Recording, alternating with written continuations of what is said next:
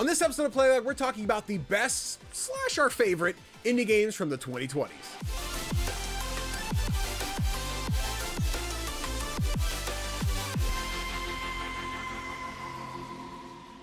Hey guys, CGDannyB back again with another episode of Playlog, the podcast where we talk all things indie gaming. But of course, I can't talk indie games alone because that'd be super boring. So I've got my partner in crime, the Play Nice Kid themselves, Tofr. What's poppin', homie? I am somehow getting obsessed with wrestling, Danny. Ooh, okay, hold on. Where'd this come from? How we start wrestling? It started with like YouTube documentaries on like the stories about like there's this guy, Super Eye Patch Wolf. Okay. He made the documentary on the entire story of Roman Reigns so far. Yo, that sounds awesome. And like all of the drama and all of the oh my god, it's so intense. And then I watched more documentaries, and then I saw videos popping up on my social media feeds, and then there was Mommy. Yeah, right. She, I'm sold. I want to see more. This is the unreality of pro wrestling, or is that the Roman Reigns one? Check. That's the first thing that showed up when I looked up the Roman Reigns Super Eye Patch Wolf. It could be. Let me it's see. like Roman on like a glitchy purple thumbnail. I think that might be it. Okay. I'm just gonna make sure I have it tabbed up here, because I'm down to watch that. I've really enjoyed. I'm still grand scale. I've been watching since WrestleMania 38, which I think is now 5 years out. I really like wrestling. I have a lot of fun wrestling. I've really just been watching a lot of the pay-per-views lately. I kind of fall out when it comes to Raw and SmackDown. It's a whole lot to consume. As somebody who watches Big Brother 3 nights a week, and it's just like 3-4 hour nights of wrestling. Like, that's a lot to consume. It's a whole lot to pick up. But yeah, I've had a blast. We were trying to figure out, I don't know what SummerSlam looks like this year. When we did WrestleMania, we sat in a Discord with like 20 people and all just watched and screamed and got excited. But like, SummerSlam is during Gen Con, where most of the people we watch with won't be here, so I don't know if they're gonna like find a place to watch it there, or if we're gonna be like, no one watch it, we'll watch it when we get back type deal. But like, it's SummerSlam, like everyone has to stay off social media and find out what happened with Cody and John Cena, like what's going on, what are we gonna do, I don't know. So yeah, dude, I've been enjoying wrestling a lot lately, so it's cool you're like getting into it. I'm like pressed for the New Day to get more screen time. I know everyone's like, no, they were traitors to Big E. I'm like, no, it's gonna be fine. Big E's gonna fix his neck and be back. I'm sure of it. Oh, that's exciting. I'll have to look into how I can actually watch like live matches, because I don't have like regular TV here. I only have my YouTube subscription, and then like maybe on Netflix or something. I think for you, Netflix is the move, because I think in the US we only have Raw. But I think Netflix everywhere else has SmackDown, Raw, and I think the pay-per-views. If not, Peacock's the other place. But yeah. Interesting. Yeah, I think Netflix is your go-to for WWE outside the U.S. Because, yeah, we watch Raw on Netflix whenever we get the chance. And then pay-per-views are on Peacock. And I think SmackDown has also Peacock. So it's just difficult over here. I don't know why contracts are this way, but... yeah, Netflix seems to be the move. Our soccer league is kicking off again next week, and the first match of the season won't be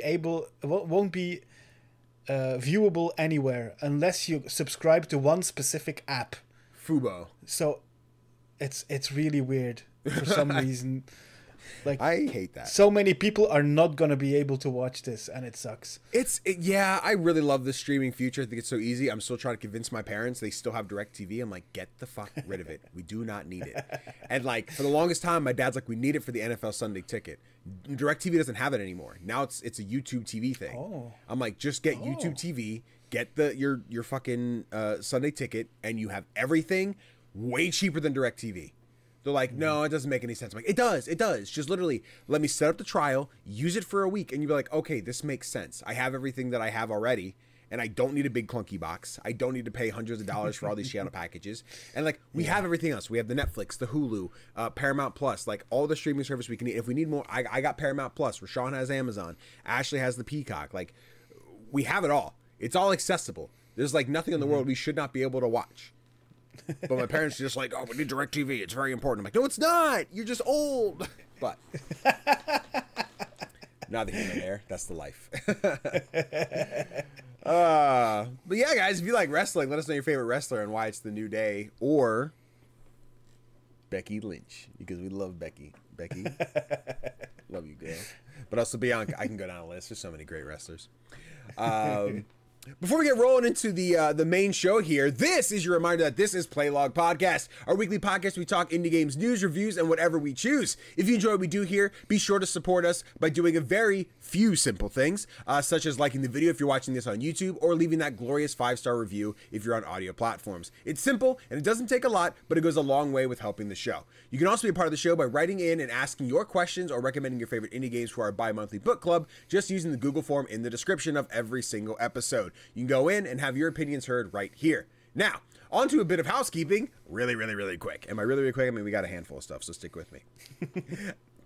Just choked on my own spit. We're good. Quick reminder, if you like watching me play make-believe with a bunch of really hot D&D friends, then boy, do I have a show for you. Every Thursday night, except the last couple weeks because we've been away and things are hard, but this Thursday night, we'll be playing, I'll be taking part in Tales of the Valiant, an ongoing series on the Crit Hit Chronicles Twitch channel. I'll be playing Viken, a beastkin barbarian who's all about getting the job done. And if you get in his way, he's going to get a little ornery about it. So you can watch the live actual play on Thursday nights at 8 p.m. Eastern, 7 p.m. Central on twitch.tv/CritHitChronicles. I think, since we should be playing this week, as far as I know, as of Tuesday afternoon, we should be playing this week. And this should be the big sad Viking episode. We should be like, oh no, what's happening? Backstory? Oh no. We'll see. I've been rehearsing. I've been practicing, and I know D&D's all about the improv, but listen, I sat there one day, I started monologuing to myself, like, wait, write this down, this is good, we got to use this. So that'll be the plan. Another quick reminder, Tofr was invited on the Crossplay Conversations podcast this week with the one, the only Jacob McCourt. They talked about the indie classic Ape Out, as well as some recent titles, and you can check that all out right now on youtube.com/@crossplayconvos or wherever you get your podcasts. Real quick, how was that? How was talking to that Jacob guy? He is such a delight. I can't stand him. What a delightful guy to talk to. Yeah, Jacob. And he had nothing but good words about you. Okay, I have the notification that I have been tagged in a YouTube video by Crossplay Conversations. I've not clicked on it yet, so it wouldn't disappear, but it's right there at the bottom of my phone. So I got it. Okay. So I got to listen to that later. I'll listen to that later. That's the plan. But yeah, be sure to check that out because Tofr's on it. And speaking of guest starring on some podcasts, another quick reminder, I was invited on to the Super Pod Saga podcast this week, where we discussed a multitude of things like anime, Cuphead, and Ebola. Yeah, it was a weird start to an episode. And of course we talk about much more. So if you're ready for a crazy podcast, you can find that at superpodsaga.com/146. That is the episode that I'm on, 146, in case I don't know if they post this everywhere. They gave me the direct link to their website, so that's at least the best place to find it right now. So yeah, check it out. It was a fun time having a conversation. There was a lot of just jumping around. We talked about K-pop Demon Hunters. We talked about other indies that we enjoyed. I want to say we probably talked about cons or something at one point. It was a good episode. It was a fun time. Fun times. And as our last quick reminder, as part of our podcast, excuse me. Yeah, listen, that got crazy. As part of our podcast, we'll be doing our bi-monthly book club, where we go back and replay some indie classics, or finally get around to some modern indies that we just haven't played yet. And for the months of June and July, we'll be playing American Arcadia. This cinematic puzzle game combines a 2.5D platformer and a first-person game to tell the tale of a thrilling escape. As Trevor, you have to escape the world's most popular reality TV show, where a drop in popularity will cost you one thing: your life. The thing is, people don't even realize they're part of a show. Set in a gorgeous retro-futuristic 1970s, the game tasks you with trying to make it out alive. Play the game this week on Steam, PlayStation, or Xbox, then over to our write-in form in the description and give us your thoughts on American Arcadia for our July 29th episode of Playlog Podcast. You can join us live on twitch.tv/CGDannyB for the discussion, or catch the upload on Thursday the 31st on youtube.com/CGDannyB or audio platforms everywhere. You started American Arcadia yet? I have not. Yeah, you'll be good. I think once you do, you'll be into it. I'm a good chunk of the way through, and I'm loving it. I'm starting it tomorrow. Oh, yeah. I had a couple of games to finish because I received keys. Yeah. But now I am free to play, and I will try to finish it as quickly as possible. Okay. Yeah. I did a quick how long to beat. It said like 6 hours. Like it's best to do in one sitting. I've done like 3 separate sittings right now. It's just been kind of like stop and go. But I think getting when I looked, it was like 7 chapters, I think, and I'm like the tail end of 5. So, and then the epilogue, prologue, whatever, those short. But yeah, I should hopefully be knocking it out in the next couple of days when I get a chance to sit down and play again. Should be my last like play session through the end. But yeah, having a great time. Excited to talk about it next week, and you guys should be too. So, quick, go play it.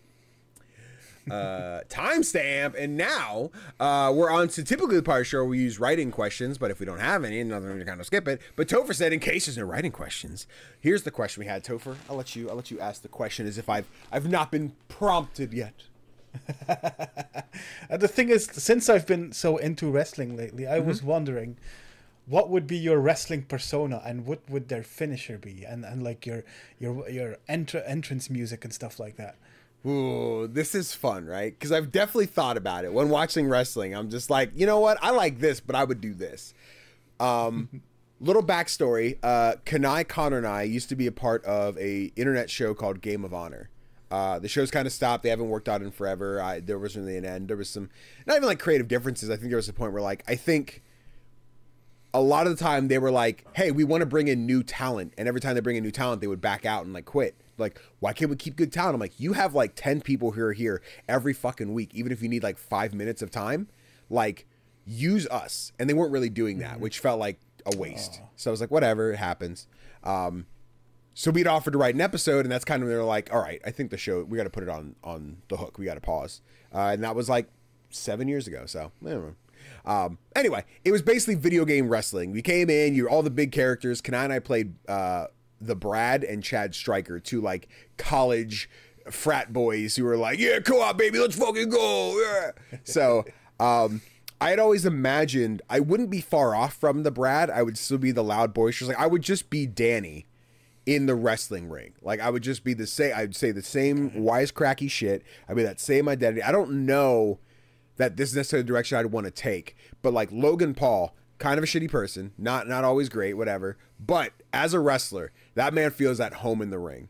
I am always impressed when I watch Logan Paul wrestle. He's acrobatic, he's fun, he's entertaining. If there was a world where I could just pretend everything else didn't happen, the suicide forest, all the weird shit, like the YouTube crypto bullshit, whatever. If none of that existed, like Logan Paul would easily be one of my favorite wrestlers. He is very fun and very entertaining to watch. Okay. He also does the whole like, I'm going to push Prime, obviously, because it's a sponsored thing. Excuse me, because it's a sponsored thing. But like the antagonist energy of like mega corporation, put my logo everywhere. I'm like, that's fun. That is enjoyable to see, even if it's an ugly logo to look at in the middle of a ring. I like Logan's presence at the WWE. I don't think I would go that far as the CEO, whatever. But I think just taking the content creator personality and putting it in the ring is like the speed I would want. I don't know that I would just enter as CGDannyB. I would probably mess around with it a little bit. But, like, I could just see me just doing that. And for a long time, I was just like, my intro music would be Floral Fury from Cuphead. Just the Cagney Carnation music. I'm like, that'd be good intro. Now, I've heard plenty of other wrestling intros in my time. And I'm like, that's not quite the vibe. So I think I would want one of two. If I'm going for a more New Day, excitable energy kind of thing, I want to steal my Buddy Nerdy song, Chunkadelic, which is such a banger song. Everyone should listen to it. If you haven't heard of Nerdy, NUR-D, we play D plus Ultra together, does great music. Some of it's really horny, and it's awesome. Some of it's just really fun and excitable to listen to. I adore it. Nerdy's great. I would love to enter the ring to Chunkadelic. I think that's a great track. Or there's also the song Make Way for the King, which if I wanted a more serious Roman Reigns kind of vibe, I think that'd be an awesome intro. Like, I don't know if I hope this is going to come through. Hold on. We're going to get crazy. I hope this works on the fucking Discord call for you. It's gonna demonetize the whole thing. Nah, it's going to be great. Okay.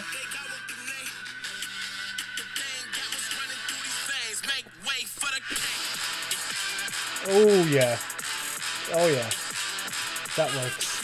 Yeah, like I think that'd be a great intro. Like I don't know all the wrestlers. That seems like a song someone has already used, and I'm like, can I have it, please? Can you drop it so I can have it? But like, if it's not used, dibs. So that's all I've really ever thought about for wrestling. I have no idea for a finisher move. I feel like I'm just a bigger guy, would just like do some kind of crazy. But honestly, Roman spears are pretty fun to watch. I don't know that I have the build for a spear, but like, something that's more just like throw my weight at someone and knock them the fuck out, I think is kind of where I'd be at.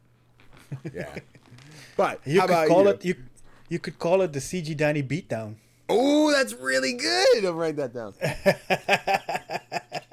I need some kind of crazy battle, like the Roman's like, like I need stuff. Ooh, but I feel like I'd be like Roman, but more in like the Usos, like Jay energy, like more Yeet energy. But you know, like that's it's exciting. We're gonna wrestle. But how about you? What about you? What do you have? What's your image here for your wrestling persona? The only thing I could think of right now is because my belly has gotten incredibly bloated. Okay. In the past couple of months, so I thought, why not use that to my advantage? Yeah. I could be the belly dancer. There you. Okay. And my finisher would be the belly flop. Okay. So when someone's down on the floor, down in the ring, I just drop myself full on belly first. Yeah. Push all of the air out of them. Hell yeah. That's great. That's fun. I love that. Wrestling's so fun. It is. Make way for the king. Did you have a excellent though. Entrance song or idea? I probably would go with Antivist by Bring Me the Horizon. Okay. Because it has like this.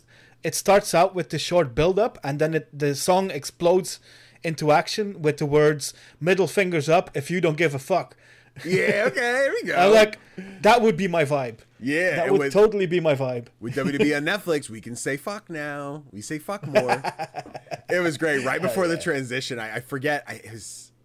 I think it was the. No, I know it was The Rock. I think it was at WrestleMania though, where Rock's like, "You sit the fuck down," just like right on. So like, whoa, he got angry over there. He was having it. It was a good time. It was a fun one. Oh man, these are great, guys. If you have questions remotely like this, be sure to use that write-in form and ask us your questions of all sorts about life, indie games, etc. Or just like, hey, if you had a blank, what would it be? You know, these are fun to hypothesize. But timestamp, which means Tofr. We're on to the topic of the show. Would you like to introduce this topic today? Absolutely. Since we are now somewhat halfway through the decade, I thought it would be interesting to look back at the past couple of years and see which games have been like our favorites in the past 6 years now, 5-6 years now. Yeah. And just looking at our lists, it's been an interesting experiment. Yeah. Considering what games have released in these years and the games that we picked, it's gonna be an interesting listen. Yeah, for sure. Absolutely. Do you want me to start? Do you want to start? How do you want to go about this? You go first. All right. Then I got to fucking look up the other game because I'm prepared for you to go first.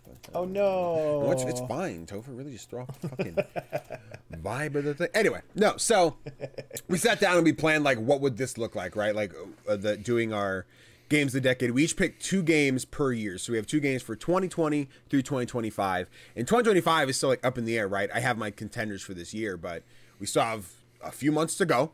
Anything can come out, be an absolute banger, and knock some of these around. But for now, I think these are contenders of what would be like my game of the year.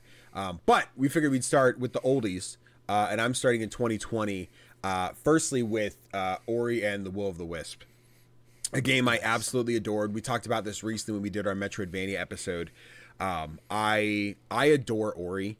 I really like Moon Studios, even if I haven't played No Rest for the Wicked yet. I need to get my hands on that soon. But Ori, both of those games are fantastic. They're beautiful. The music, the art style, the gameplay is just fun and constantly engaging.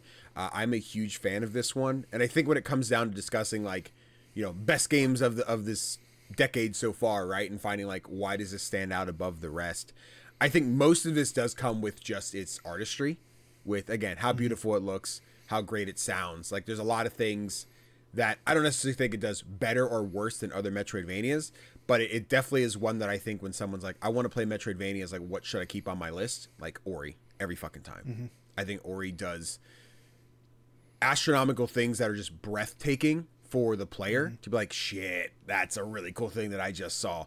And of course, you got to start with Blind Forest. I think you got to play both games. But I think Will of the Wisp does so much visually to step above and beyond what Blind Forest did. And it's gorgeous. Gorgeous every step of the way. And God, I just want them to release these on PlayStation already so I have an excuse to replay them. Just please. Come on, Moon Studios. Let's make it happen. They have to make it happen. I mean, everything's an Xbox now. Yeah, everything's an Xbox. My PlayStation's an Xbox, you know? Yeah. I don't know how many of them are Xboxes with the layouts, but hey, anyway. That's last week. I never finished this game, but I was always in awe of like how cinematic this game is. Yeah. It feels like the perfect mixture between typical video game visuals and then the cinematics in between. Yeah. It flows so seamlessly. And Absolutely. I really appreciate that. Ugh, fucking stunning, dude. I love this game. Should we go back and forth per year? Do you want me to do both games and you do both games, or how you want to do this? Do both games. All right, do both games. All right, cool. Give me a second here. I'll avoid the spoilers. No, I got the vibe. I'm going to grab one of these trailers real quick. Okay, anyway. So another game. Now, I'll point this out, right? Because we talked a little bit before about, like, we picked, like, the best games of the decade, right? And you mentioned, like, neither of us, I mean, spoilers for your list, neither of us put Hades on there, which obviously, without being said, one of the best indies of all time, a game of this decade, like, it belongs in the conversation, for sure. Y'all don't need to hear us talk about Hades again. It's fine. You know, you guys get the point. But I going through and picking my games for this, I had like, it's hard to think what year did all these games come out? What game do I want to pick? So I kept doing like indie games 2020, indie games 2021, and finding like, I knew some, I'm like, this was my game of the year, I will include it. This was my runner-up, I will include it. But going back to like 2020, this was before I was a focus on indie gaming content. Like, I think Ori was, like, my third game of the year behind, like, I think it was Last of Us and Ghost of Tsushima, right? I was still doing AAA content then. So I had to think, like, what else did I not, like, include in a top 10 for 2020?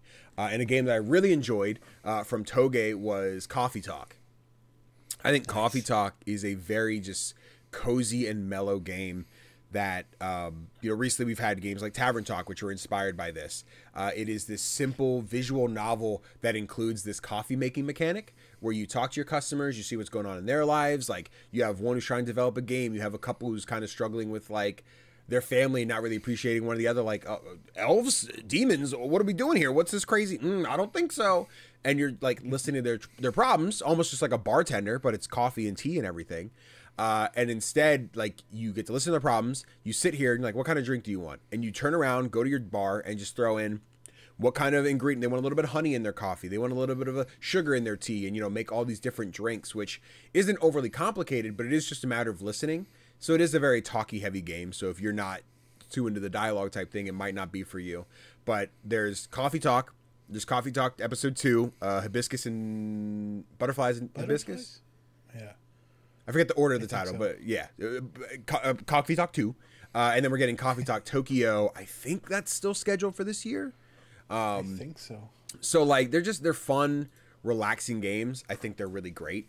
And it's one that I reflect on, where I still haven't finished episode 2, and I would like to do that before Tokyo drops. But yeah, just banger, awesome visual novels that people should really pay attention to. That's true. Yeah. I haven't started the second one yet because for some reason, I don't remember why, I kind of bounced off of the ending of the original Coffee Talk. Okay. But I need to get back to it because this is one of the visual novels, right? Yeah, absolutely. They're so great. And again, two's awesome. I think I enjoy some of the characters a little bit more in 2. I think they're more like Danny paced. Okay. And I like them a lot. And it's weird that I fell out. I think it's because I was streaming it, and as you're streaming it, you're doing the voices, and I'm like, oh, my throat's kind of sore. I've done like 7 different voices in the last 3 hours. Like, it's a lot of talking, so I kind of like stopped. Not because the game was bad or anything. I was just like, I need a break, and then new games every day, so I never got around to it. So I think I need to just commit and get through the game myself before Tokyo. But yeah, Coffee Talk, pristine. You should all play Coffee Talk, or you're a coward. Oh, wow. Damn. I said it. That's intense. But yeah, so you have some games from 2020. What do we got? What's on the table? I sure do. my first game is the one that probably got me into indie games for real, and that's Spiritfarer. I had, like, back then I had a gaming laptop, but it was a couple of years old already, so it wasn't running that smoothly anymore. And then during the pandemic, I picked up a Xbox Series S to play Game Pass. And Spiritfarer was one of the games on Game Pass. And I fell in love. This game is just so heartbreakingly beautiful. Yeah. It sees you take... I mean, do we even have to explain this game anymore? We did a whole book club on it. We did a book club episode. We talked about plenty. Yeah. But yeah, while we're here. But still, you play as Stella, and it's your task to bring the recently deceased to their final resting place. And you do this on your boat through a magical world, and it's just... I lack the proper words to describe how special this game is. Yeah. It left me in awe with how it knows what people are like, with all of the good parts and all of the bad parts. There's a lot of nuance going on. Even these characters don't feel like caricatures, you know. They feel like actual people, and it wouldn't surprise me to learn that these characters were based on people that the devs knew in real life, because they feel real. And the impact that this game has made on me, both on an emotional level and on the level of getting me into indie games again, it's a very important game to me, and it's very dear. Yeah, absolutely adore it. Don't have to linger too long, but like I've talked about my adventures at work when I was working an office job, and I'd take my Switch with me as soon as lunch would hit. I would tab out of work, pull up the wiki, and start playing on my Switch. I'm like, okay, so I got to go here. I got to find where do I get this mineral. I got to go to this island. Cool. And just knocking out every challenge and try to complete everything to like send everybody off, you know, to the Evergate and having just this awesome explorative experience. This is one of those like cozy games that just really sits with me often. I love Spiritfarer. It's so great. And with Thunder Lotus, like I wasn't super huge on 33 Immortals. I haven't put a lot of time since the full release. If any, honestly, I played in the beta, and not that I was disappointed with it, but I just don't think it's a Thunder Lotus game for me. But they had recently announced their next game, which I'm forgetting the title of, but it looks a lot more close to what Spiritfarer does narratively than 33 Immortals, and that has me very jazzed for another Thunder Lotus experience. So I can't wait for that one. Absolutely. Yeah. Yeah, same. My second game from 2020 is another one that's highly emotional.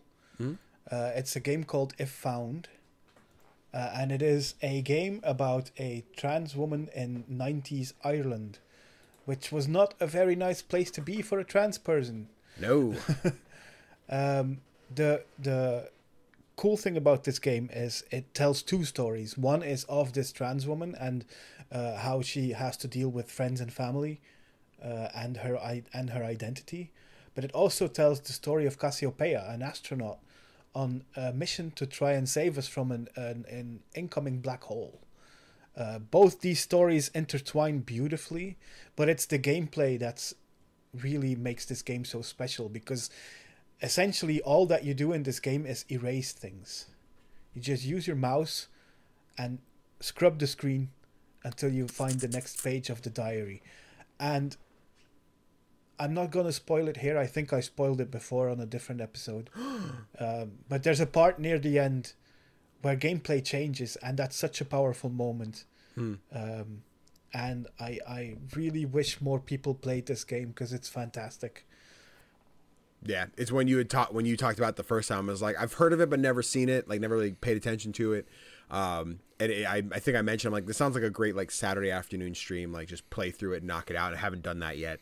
But yeah, it found like you bring it up consistently enough. I'm like, shit, I do got to get back to that one. So yeah, I definitely I need to play It Found. It does seem like a real vibe. Yeah, it's one of those games, like it's published by Annapurna Interactive, and this was during the years when Annapurna was really releasing hit after hit after hit. Yeah. And this one just doesn't seem to have found the same kind of audience that some of their other games have. Sure. And I don't really understand why, because this is special. Yeah. Media Cycle's weird, man. There's the like sometimes they hit because everyone's paying attention and there's just like nothing to play, but like, oh, hold on, attention's on it. And then sometimes things come out like, shit, like, eyes open, please. You guys seeing this? You guys paying attention? It's true. But yeah, that's our list for 2020. Which timestamp there. I think I'll just split these up by year as opposed to doing all four, because then it's gonna be that's so much timestamp work. Oh my god. Yeah, go by year. Yeah, but if I can just get the trailer for this next game, because it keeps telling me it's spelled wrong, but it's not. They just spelled the name weird. It's fine. It's fine. It's fine. It's fine. He's okay. And then this, and then pause. Don't worry, guys. We're existing out here because now we're ready. Cool. We're moving from 2020 into 2021. This was, again, still a year I was doing like part AAA, part indie content. I'd still talk about a lot of indies, but not like focus on them. But two absolute bangers from this year. One I hadn't played till later. The first being one I could not shut the fuck up about, and that was Death's Door. I fucking adore this game. It was in a spot where I was very comfortable in saying, like, I just don't like Souls-likes. I don't enjoy Souls-like. And this is similar, but not quite as Souls-like as they can get. But it is the challenging, top-down, like, isometric kind of adventure where you're playing as this crow becomes the new Grim Reaper. And you're going out to do your job. You have to go after 3 major bosses and collect their souls or parts to finish the story. Visually, it's awesome. It's very just grim black and whites, but there's these splashes of reds, and as you go through the levels, there's other colors that take up the screen, but it's very like murky and dark, and you kind of have to just exist in this darkness a lot. But it's so beautiful to look at. And then the gameplay loop is just this constant barrage of, oh, here's new enemies to fight. Oh, why is it so challenging? But like, I can kick their ass. I know I can. I was always in a spot where like I never really went to 100% complete games if it wasn't for like a PlayStation trophy. And when I rolled credits on Death's Door and they're like, hey, you can collect all the seeds, I'm like, am I gonna do this? I think I'm about to do this. I should do it. I should go to, but I did not do a good job of tracking which seeds I had found. And there wasn't a good guide yet. So I was like, I don't know how to find them. I don't think I'm gonna do this. And then I did it on PlayStation. So I did get the platinum, and I love Death's Door. But yeah, I think just a standout fun title. It's really hard to like highlight why it's good outside of saying it's hard but it's fun, you know. Like it doesn't have a bad story. It has a great story. It's just not like scream from the heavens, you gotta experience the narrative of Death's Door. I think it's just a fun game. It's high quality. Acid Nerve did a great job of taking what they had already done with Titan Souls and really evolving on it in like a new form. And I don't know what Acid Nerve is working on next, but if it was a Death's Door 2, I'm in on day one. I can imagine. Yeah. You really love this game. I do. We've it's mentioned great. it plenty of times before, and yeah. I get it. Like I played up until the first boss. Okay. But that was back when I still had when I still struggled with not being able to do something in a game. Sure. So I quit. But it's one that I intend to return to because it's like you said, the visuals are fantastic. The gameplay feels the gameplay feels so smooth. I want to discover more from this game. Yeah. What a fucking awesome game. Great game. But speaking of great games, while I segue here, another great game, also gorgeous visuals, another really dope experience from 2021 that I didn't play till late because chat mentioned it to me. I'm like, okay, what do we got here? It is a game called Inscription. So nice. Inscription from the guy who made Pony Island, which another game I haven't played and we're getting a sequel to soon, so I should get to Pony Island. But it is this deck building roguelike. Yeah. I mean, it quite literally is. It is a deck building roguelike. I was like, but like also you don't like really like you kind of get the random cards, but like that's always Anyway, you are trapped in this cabin with Leshy, who's just like, please play my board game, and you're basically playing like half D&D, like TTRPG, move your miniature across the board, and then the other half is this card game, which is putting your characters on the board, doing damage across the screen. There's items you can pick up, which like you can earn tokens for doing damage, which will put the scale in your favor. You can find different pieces on the board to upgrade your cards. Like, oh, my squirrels multiply every time they die. I remember I had this insane run where whatever it was, I think it was every time a squirrel would die, it would spawn like 2 more. So I just like I had infinite squirrels for every turn, but I could use those to sacrifice and just like run a brand new like deck. Where I was like, cool, I'm gonna start the match. I'm going to play this, and I'm going to sacrifice. I have 9 squirrels, kill all these to put another guy on, and like it was just this cycle of doing again and again and again, and Inscription is so much freaking fun. And like, the trailer does a great job of not showing the later parts of the game, because, man, does it take a twist. It does get different, and I love it. It's such a cool experience. I think I struggled at first because I was playing it on stream, where it felt like not winning the roguelike part made it like, sorry guys, I'm not succeeding.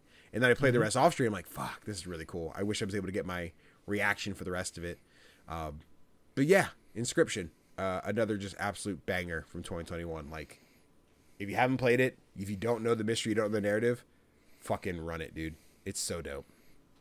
Yeah, this is another one that I gave up on, and I didn't even intend to give up. I was just playing it, and then I started playing something else and never returned to it. Yeah. Which is stupid. Because I want to finish this game, and I need to finish this game. It's a roguelike deck builder, for Christ's sake. Yeah, it's kind of in your alley, dude. You gotta. Yeah. It's great. Inscription's so awesome. I'm a huge fan. Yeah. But that's my 2021. How about your 2021? Well, during the pandemic, most people were playing Animal Crossing on their Switches, and I wanted something similar, but I did not have a Nintendo Switch. Sure. So I played Cozy Grove instead. Oh my god, the bears. Yeah. It has that same kind of play for like half an hour every day type of gameplay, which I really love. My ADHD brain is like, yes, this is how I can focus on a game. But basically, yeah, you are a scout who has ended up on an island and has to help spirits move on to the afterlife. That's my second game about moving on to the afterlife already. Yeah, are we going to talk about something? What's up? I look at the rest of your list quick and see what else is going on. But yeah, you do this by helping them go through stuff that they still need to go through before they can move on. And it's so well written. Its art style I really like. I think it has like this hand-drawn quality to it that I really like. It wasn't always the best option, because sometimes your field of view got quite cluttered, and it wasn't always clear what you could interact with and what you couldn't. Sure. So that was like one thing that I didn't like, but I played this in one run, like playing it every day for half an hour, and I loved it. I loved the characters, and I was really excited for the sequel, and then it became a mobile only thing, right? And I tried playing it, but my phone was like, nah, we can't run this. So I had to stop playing that. But yeah, the first game has a special place in my heart. For sure. I remember getting into Cozy Grove. I never super committed. I put like a week into it. But I am not afraid to say that I am a time traveler in these games. I have the finish my day, go into my system clock, jump forward a day, and then do the next day. I don't mind the 30 minutes a day thing for like a phone game, which makes me think I might really enjoy the mobile version, where I could just pop it open for the day, do my thing, and move on. But also I'm like, but this guy said all I need is one more thing. I'm like, if I just go to tomorrow, I could just knock it out real quick. Damn right, I had like my whole fucking Animal Crossing village set up in the first week, because I'm like, dude, I can jump ahead a month at this rate. Let's keep fucking going. Like, I like to just do more when I can. Games that like, okay, you stop for the day. I'm like, no, you don't have power over me here. I'm doing what I want. So, but yeah, I was a big fan of Cozy Grove, the vibe, the visuals, and yeah, same for the sequel. I was like, I do want to check it out. We have Netflix.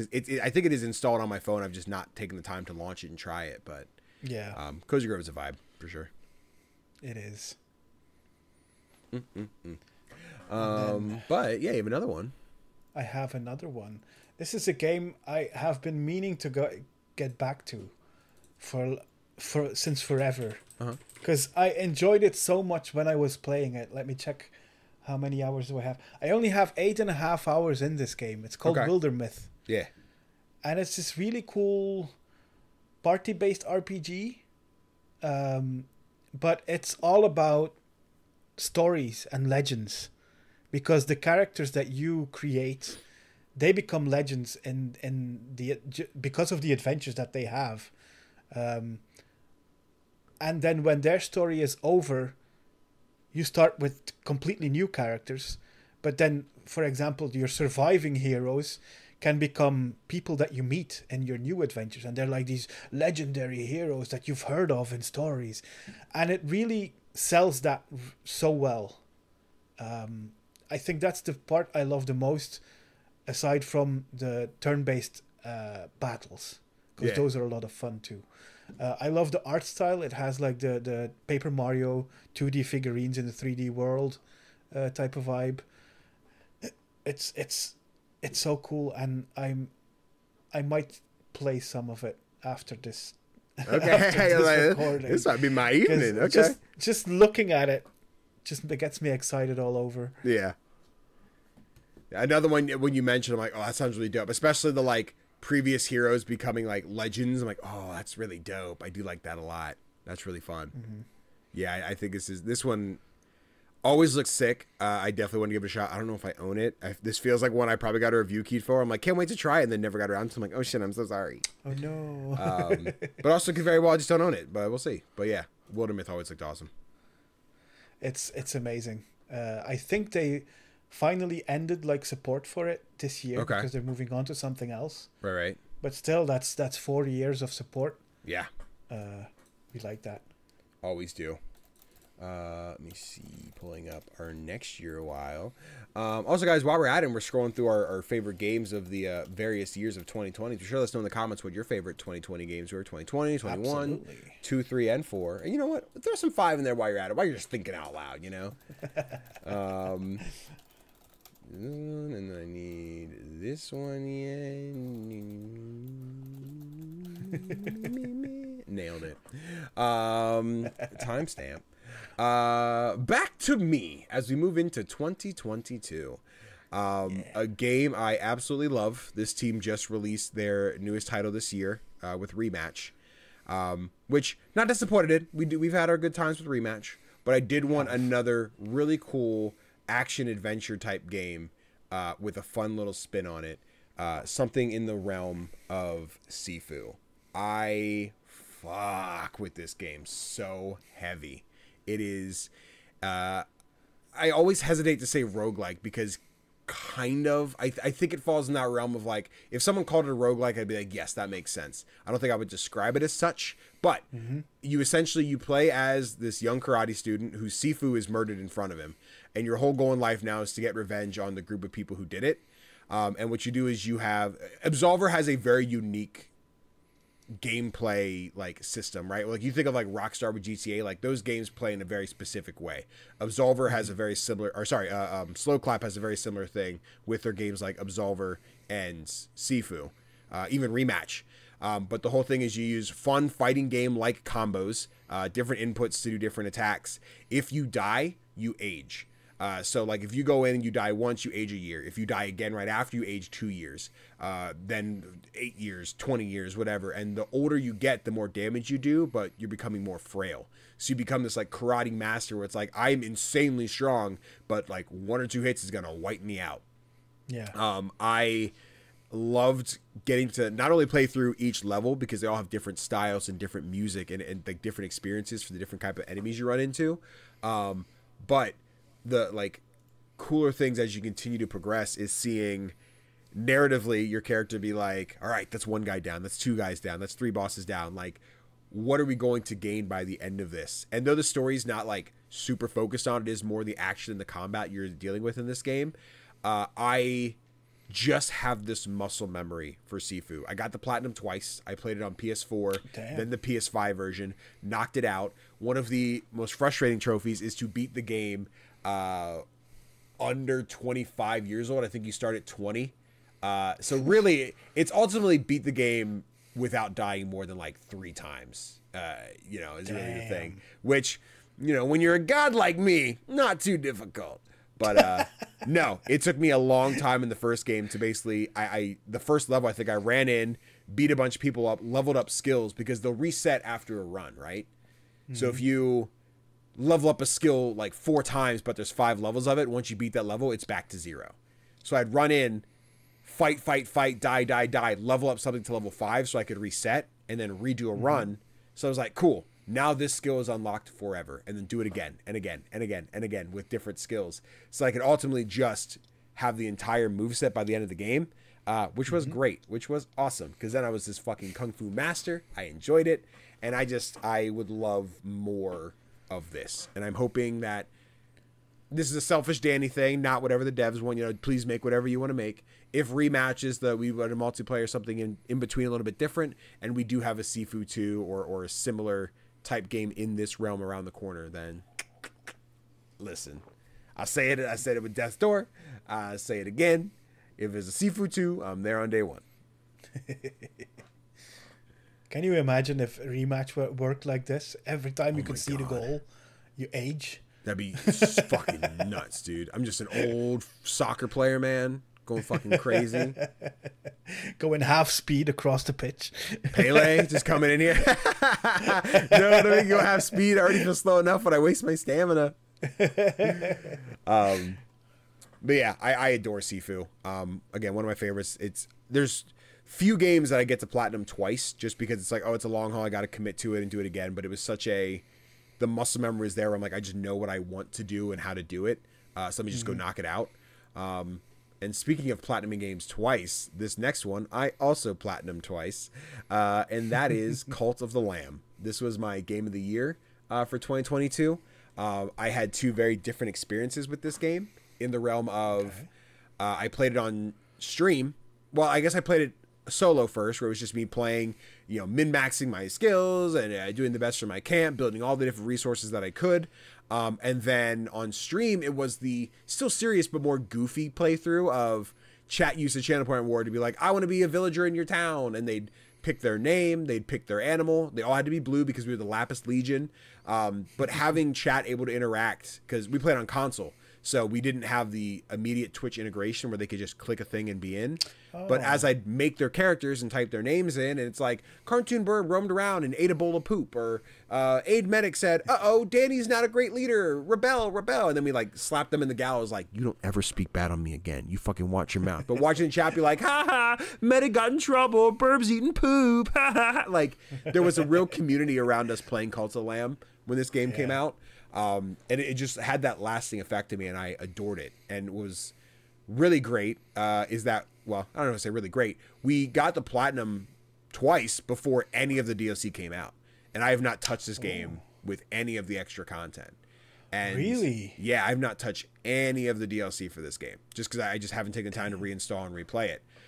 But I think the plan is, I forget the release date. I may hopefully show up in this trailer. It's sometime in August. I think in August we would like to do just like a weekday or a day stream of like, hey, we're starting a new run in Cult of the Lamb. We're going to see what we can accomplish, see what new content's available to play, and see as it comes along. I don't know how much of it is you beat the game, have the fun stuff, or if it's like, it's just along the way, but like definitely new stuff to try. I'm really looking forward to it. It was Cult of the Lamb. Is there a date on there? August 11th. Okay, so August 11th I think is the plan for this year to try and do a Cult of the Lamb stream. Nice. Also, I'm in this weird spot where I keep forgetting to put on loop. So like I keep seeing the fucking what other recommendation. I have this exposing cheaters in 4K where it's a grandma and a dude laying in bed together. I'm like, what is this video? People are gonna think I'm weird. What the hell? I don't know what that video is. Also, I forgot the Pokemon Presents was this morning. Oh, it was only 5 minutes. Okay, glad I didn't wake up for that. Anyway. It did have DJ Pikachu. It did. Ooh, I only saw the new Mega, which I guess spoiler warning if you didn't see and you want to watch for yourself. But hey, that was 2 days ago now. The Mega Dragonite. Not in love with it.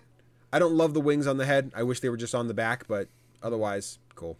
I'm here for it. It's cool looking. I'm glad Dragonite got a Mega. Yeah. But anyway, Pokemon. That's not indie. Hey, you. I guess technically it is. It kind of is. I think Game Freak's independent, but whatever, fuck it, you get it. 2022 games, what you got? One of my all-time favorite games released in 2022, and that is Citizen Sleeper. I think I mentioned this game more than any other on this podcast. I believe it. It's just one of those games that makes you realize that video games can be so much more than what people think of them. Yeah. there's just no limit to the amount to the creativity that you can use to create a game. Yeah. And I think they did something special here.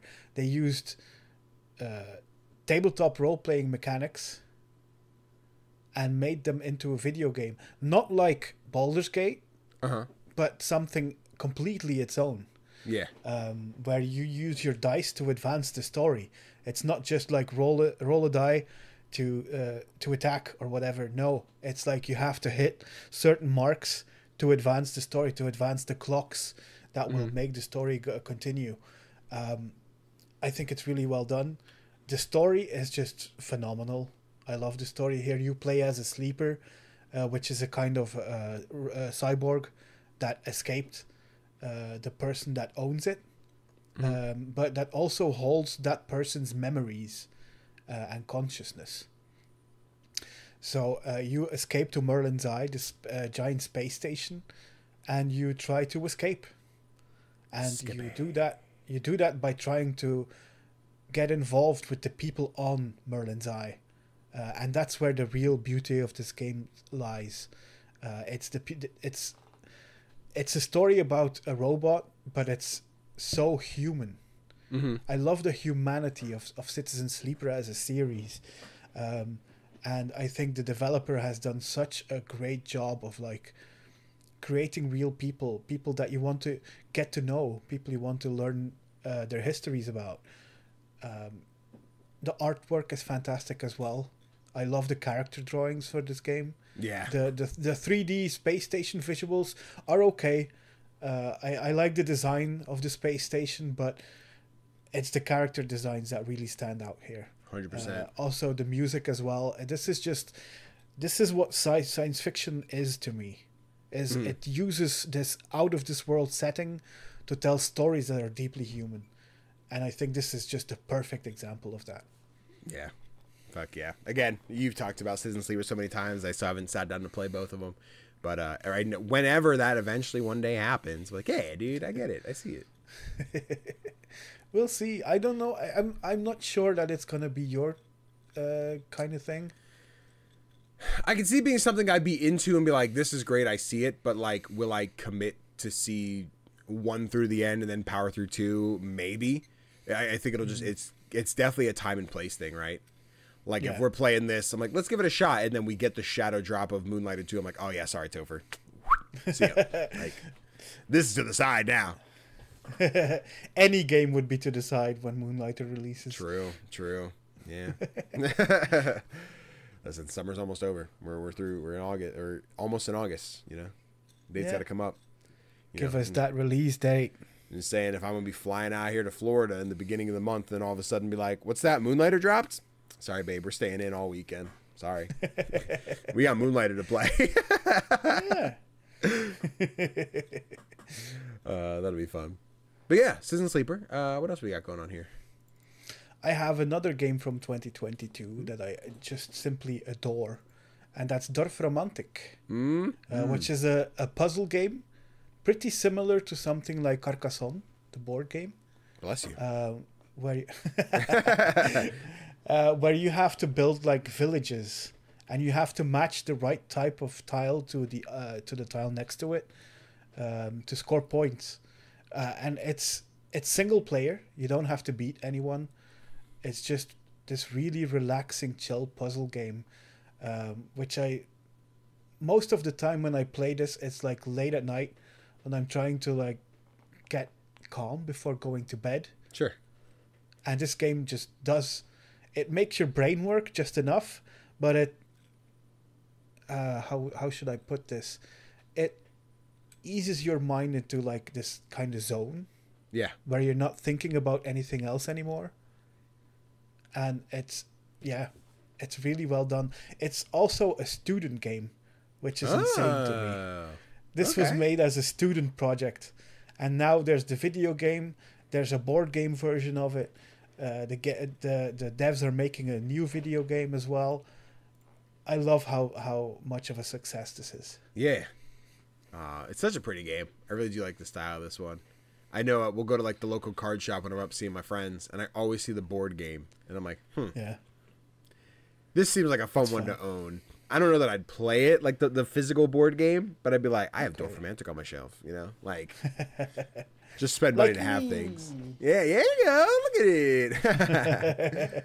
Fuck yeah. It's a cooperative game, the board game, which is fun. Oh, okay. Cool. Yeah, I do like the vibe. Dorfromantic is really sick looking. And there, it's Starbirds. Is that their next one? Starbirds is the next game. Okay, yeah. cool. And that one looks really special as well. Yeah, I enjoyed this to talk about that one. That one seems more my speed, I think, Starbirds, but still Dorfromantic looks awesome. I can imagine, yeah. I really enjoyed the demo, and I didn't expect to like it as much as I did. Mm-hmm. But, yeah, check out Starbirds. Let me see if the demo is still up for that one. Sure. Sounds great. Starbirds. It's a good way to stall while I'm pulling up the trailers. Yep, there's still a demo on Starbirds on Steam. So go and check that out. It's a really cute game where you play as birds who set out into outer space. And you have to like build these machines on meteorites and stuff to like gain resources. It's really fun. Yeah, another one I have to download. Yeah, I know when you talked about it, I'm like, oh yeah. Actually, no, I think it's downloaded. I just haven't played it. But yeah, the Starbirds was awesome. Yeah. Did I stall for long enough? You did. All the trailers are up. Timestamp, baby. We're going to the future. It's 2023. The best games to exist. We're talking about them. 2023 was an interesting year. This is when we were already in our indie phase. We're talking indies, we're covering indies. And I remember doing my coverage of the Game Awards. Like, what are the nominees? Who's going to win Indie Game of the Year? And I sat there looking at the nominees. I'm like, fuck, I can't pick between my babies. And I remember watching the actual showcase. And they were like, Indie Game of the Year is blank, which I won't mention because that's the other game. But I was like, in between these two games, like, what's my Game of the Year? And when I watch other game win Game of the Year, I'm like, nah, it should have been the other one, which is how I knew what my Game of the Year was. And that game was Dredge. Dredge is this Lovecraftian horror game where you are sailing around this giant ocean. You find your ship gets wrecked. You find the mayor is like, hey, we can fix it for you, but I'm gonna need you to help my townsfolk a little bit. And you kind of go from island to island, running into people like, hey, I could really use this item. I was lost over in the blah blah blah part of town, and you sail over there and you go to find it, but oh, this place is blocked off by this, so you need to upgrade your ship so you have new resources to accomplish new goals. You'll go around, find fishing spots, and there's fun little mini games where you have to dodge certain obstacles or make sure you hit the buttons at the right moments. And it's all this just different types of mini games that are thrown into one big game, and it's just very, strangely enough, cozy. There's a very just simplicity to Dredge's gameplay of you sail. If you're out way too late at night, the horrors kick in, and it's like, are they real? Are these things actually alive? Are they killing me, or am I going insane? I'm not sure. I don't know, it could be either. Will you find out when you play? I still don't know if I have the right answer. I think I know, but I don't know that I know. Okay. But this is one I just got lost in, just repeatedly, where I was like, 5 o'clock at night, let me hop into Dredge and just do some fishing. And then I'm like, it's 1 a.m. I could find a couple more fish. Like, I just didn't want to put it down. Like, I just wanted to keep going. And I was like, I got to get all the fish. I got to find the areas where I can find these certain fish. I got to get the rare, whatever crazy versions of them, right? And they've put out 3 expansions, I think. Something like that. It's at least 2. I know I've played the Pale Reach. I have not played the Iron Ring yet. Okay. I need to do that. I think those are the only 2. There might be a third, and I'm just forgetting. But yeah, I was a huge fan of Dredge proper. I think this is one of those movies maybe that they were like, Dredge is getting a movie. I'm like, oh, cool. I'll probably watch it. I will watch it. Just excited to see how they fuck with, like, what are we going to do with it? How do we Hollywoodify, Dredge? But, yeah, I fell in love with Dredge. Yeah, I think about Dredge all the time. It's one of my easily favorite indie games of all time. So, always got to think about it. Okay. Yeah. One day when I officially make a top 50, it'll definitely be on there. Probably in the top 20. But, there's a lot of indies, and we're just like, what are my favorites? How big is that list? What defines one of? But Dredge is sick. But the runner-up for that year, the game that I really enjoyed, but I was like, man, I love this game, but it's not the other, is Sea of Stars. I remember this game getting announced. I'm a huge fan of Sabotage. I love them for the Messenger. And I played Sea of Stars, or saw them announce Sea of Stars. It's in the same universe. This is a prequel. I love as someone who doesn't love turn-based RPGs, and I talk about that all the time, right? And for anyone new, it's just like, what's that? Like, if it's not Pokemon, it's not Persona, it usually kind of misses me, right? But a lot of indies just kind of break that mold, and we'll talk about another game here in a little bit that came out this year that I'm like, yes, this is a turn-based that I fucking love. Sea of Stars plays on what I imagine Chrono Trigger feels like, and a lot of people compare it to Chrono Trigger. I see it visually. I don't know gameplay-wise, but I love Sea of Stars gameplay loop, the Paper Mario mini games as I'm doing my attacks type deal. Like, it's really fun. The music is fantastic. I love the characters, even though, Zale and Valir are pretty dry for protagonists, right? There's not a lot of emotion there. They're kind of just very stoic, but I still love them. And Garl brings most of the emotion. A lot of the side characters are where, like, your narrative comes from. But especially seeing this in a very MCU kind of way of like, I know these characters. Oh, a new character showed up. They're connected in the universe. And like, I saw this character show up. I'm like, yes, I remember them from the Messenger. Or like, I will see them in the future. Or like, there's a when you complete the game and you get like the post-credit scenes, like there's characters. I'm like, so who was the? Oh my God, you're this guy. Like, shows up in the Messenger. And you're like, these things are tied together. And like, it's really dope. Like, I want to see Sabotage continue to build their Sabotage verse of like, how these things are all tied. And Messengers is Metroidvania. Sea of Stars is a JRPG. Like, whatever the next game is in the same universe, like, how different is it going to be and how is it going to connect? And I love that connectivity throughout their games, and I want to continue to see them do that. So, yes, I love Sea of Stars. Phenomenal.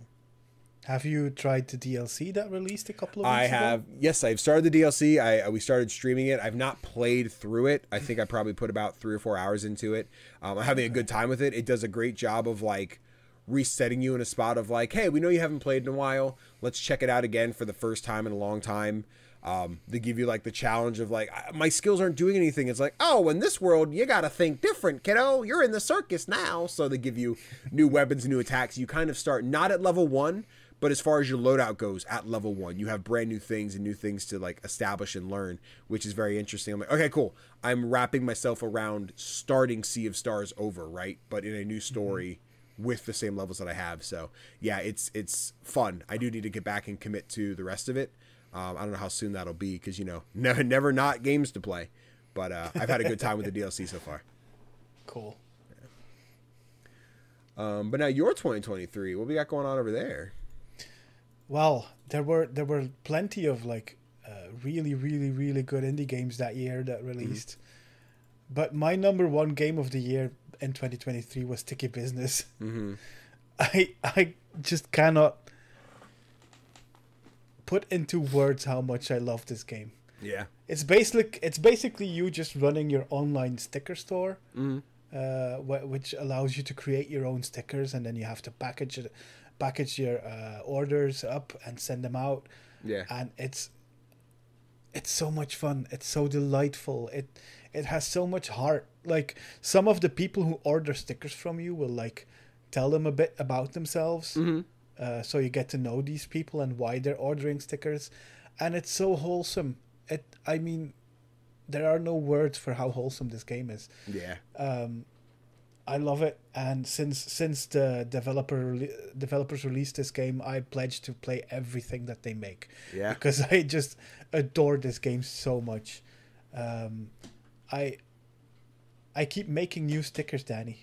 I get it. I keep selling them, and I just don't ever want to quit playing this game. It's such a blast. Like, we'll jump in on stream every now and again, just like we could do some Sticky Business tonight. I had gotten a key for the newest DLC, the which one? The Book of I would say like Darkness, Dark. No, because it was Play With Me was the first one. It was Book of Shadows. Book of Shadows. Yes, I got a key for that one, so we did a stream, and it was fun getting back in because we hadn't played in so long, but. I am not well versed on the Pride flags. I'll look at them. I'm like, shoot, I know this flag, but it has the same colors as this one, but it's a different pattern. I forget which one they are. So I have to like go to the list. I'm like, this one is poly. Okay, but no, this one's. Wait, these have the same colors, but it's which polyamorous? polygamy. Hold on, wait, which, and like checking it out. But like, it's fun to build the different stickers, and I remember them by like, how do we do this? And we have our polycock sticker, which is the poly flag with 3 little chickens. So I'm like, oh, the polycocks. Yes, people want the polycocks, right? We have the trans dog stickers. We have the I think it's like the ADHD dolphin stickers and just different stuff. Like they're Nice. It's really fun to just build inclusivity stickers where people in chat, like, they can't order them like in real life. They can't have the stickers, but like, I guess you can screenshot and make them if you would like, but like, people being able to type in chat, you can download your stickers now, which is great, which I did learn this last time we played. I'm like, hell yeah. I tried to make them emotes. It's a lot of details, so you have to make some different stickers for that, but hey, it's fine. But yeah, like, I really enjoy watching chat get excited where they can do like exclamation point 111 and they could buy 3 of my first sticker, and I package them up and they see their name on the screen of like, oh yeah, I want 3 of the polycock stickers, awesome, and you ship them out and send them. Like, it's just a fun time for chat, and I'm sure in a world where they could just be like, hey, your stickers exist, can I buy them, like Jackbox does with their shirts and everything. I think it'd be really cool. But yeah, I think this is a fun game to play also alone if you just like to do the artsy craftsy repeat, like cut the stickers, make the stickers, print the stickers, pack the stickers kind of vibe. It's an awesome game. That gameplay loop is so satisfying. Yeah. And then watching all of the numbers go up on the sticker elements, so satisfying. It's so great. Yeah, big fan of Sticky Business. Another banger. Yeah. Cozy gamers everywhere, rejoice. But you have another one for 2023. What else we got? I sure do. It was a hard year to pick only 2 games from, but yeah, in the end I settled on Slay the Princess. Because, oh my god, how good is this game? So great. So awesome. You are sent out on a mission to slay the princess. The princess is locked up in a basement, and you are there to slay her. But the thing is, you don't know why. You know that the world will end if you don't do it. But that's what the narrator tells you. But you don't know if you can trust the narrator because you have no idea who he is. Then there's the princess, who you get to talk to if you want to. You could just go in for the attack, or you can try talking to her. And then there's the things that she says, and it makes you think, like, is someone gaslighting me here right now? Yes. Slay the Princess basically is gaslighting simulator. I mean, and it's so interesting because whatever, like, your decisions will have a huge impact on how the game continues, especially after the first time you die. Yeah. I'm not going to spoil it any more than that, but its time loop works in such an interesting way, and the game goes places that I could never have imagined. Yeah. And I really love that. The writing is just perfect. The voice acting is really on point as well. I mean, this is from the people who made what's it called? Scarlet Hollow, which is another fantastic horror game. This is a horror game, but it's not scary. Yeah. Some of the imagery might be a little bit scary to some people, but it's not like jump scares or anything like that. It's more psychological horror.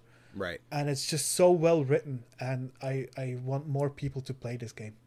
Yeah, as someone who didn't get to play until the deluxe edition that came out like last year, the director's cut one, I was a huge fan of what I got to see in this. Getting to experience like Slay the Princess for the first time, right? Like, I never watched anyone play. I saw the trailers and I'm like, okay, I could see the visual novel of it and not getting my hands on it. And then once I did, I'm like, oh, I'm here. And there were spots where I was scared. There were spots where I was a little bit horny. I'm like, hold on, what are we doing here? Hold on. I get it. I totally get it. Me, but like this game's awesome. I've rolled credits, but I've seen not even near what all is in here to offer, especially with all the new content they added in the update. Like, I have it sitting on my PlayStation with the intent of going back to get the platinum and see all the different endings and get everything. It's just a matter of committing. That's going to take you a while. Yeah, I'm going to need a guide. So, but yes, I'm very excited. It's a really cool game. It really is. Also, that hand-drawn artwork is phenomenal. Yes. Oh, so good. So cool. God, we need more games like that. I know it takes a lot of work, but... but now, as I sit here and prepare to pull up the 2024 games, Topher, how you feeling? You having a good day? I am having a good day, and I'm really excited because I wasn't expecting your choices for 2024. Yeah? There's one game that I thought would definitely be on your list, and it's not. And then there's one game that I didn't think would make it onto your list, and that's there. Okay, okay. Is the one you thought would be on there would be Dungeons of Hinterberg? No. No? Was it Wild Frost? No, that was a different year. No, that's 2023. That was 23, yeah. What'd you think I would have included on there? Balatro. All right, yeah, cool, because you did your list first, I think, so I didn't put Bodge. Oh, okay. Yeah. I think I opened the dock and I'm like, all right, Topher got it, cool, I get to pick something else. Nice. If you hadn't, definitely would have been on there. Spoiler alert, but which means I'll go with mine first. I think I timestamp just in case. It's gonna be a messy timestamp week for Danny. It's fine. We just go through which ones we did. But yes, on to 2024. What a great year for indies. There was so many just absolute banger after banger.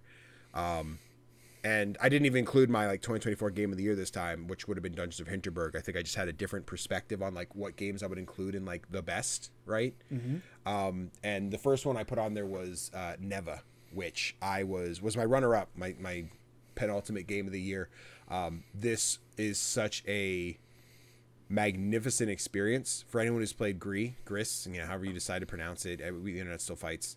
I really loved Gris, but it was a more puzzle platformer than anything else, while Neva adds combat to it, which is definitely more my speed.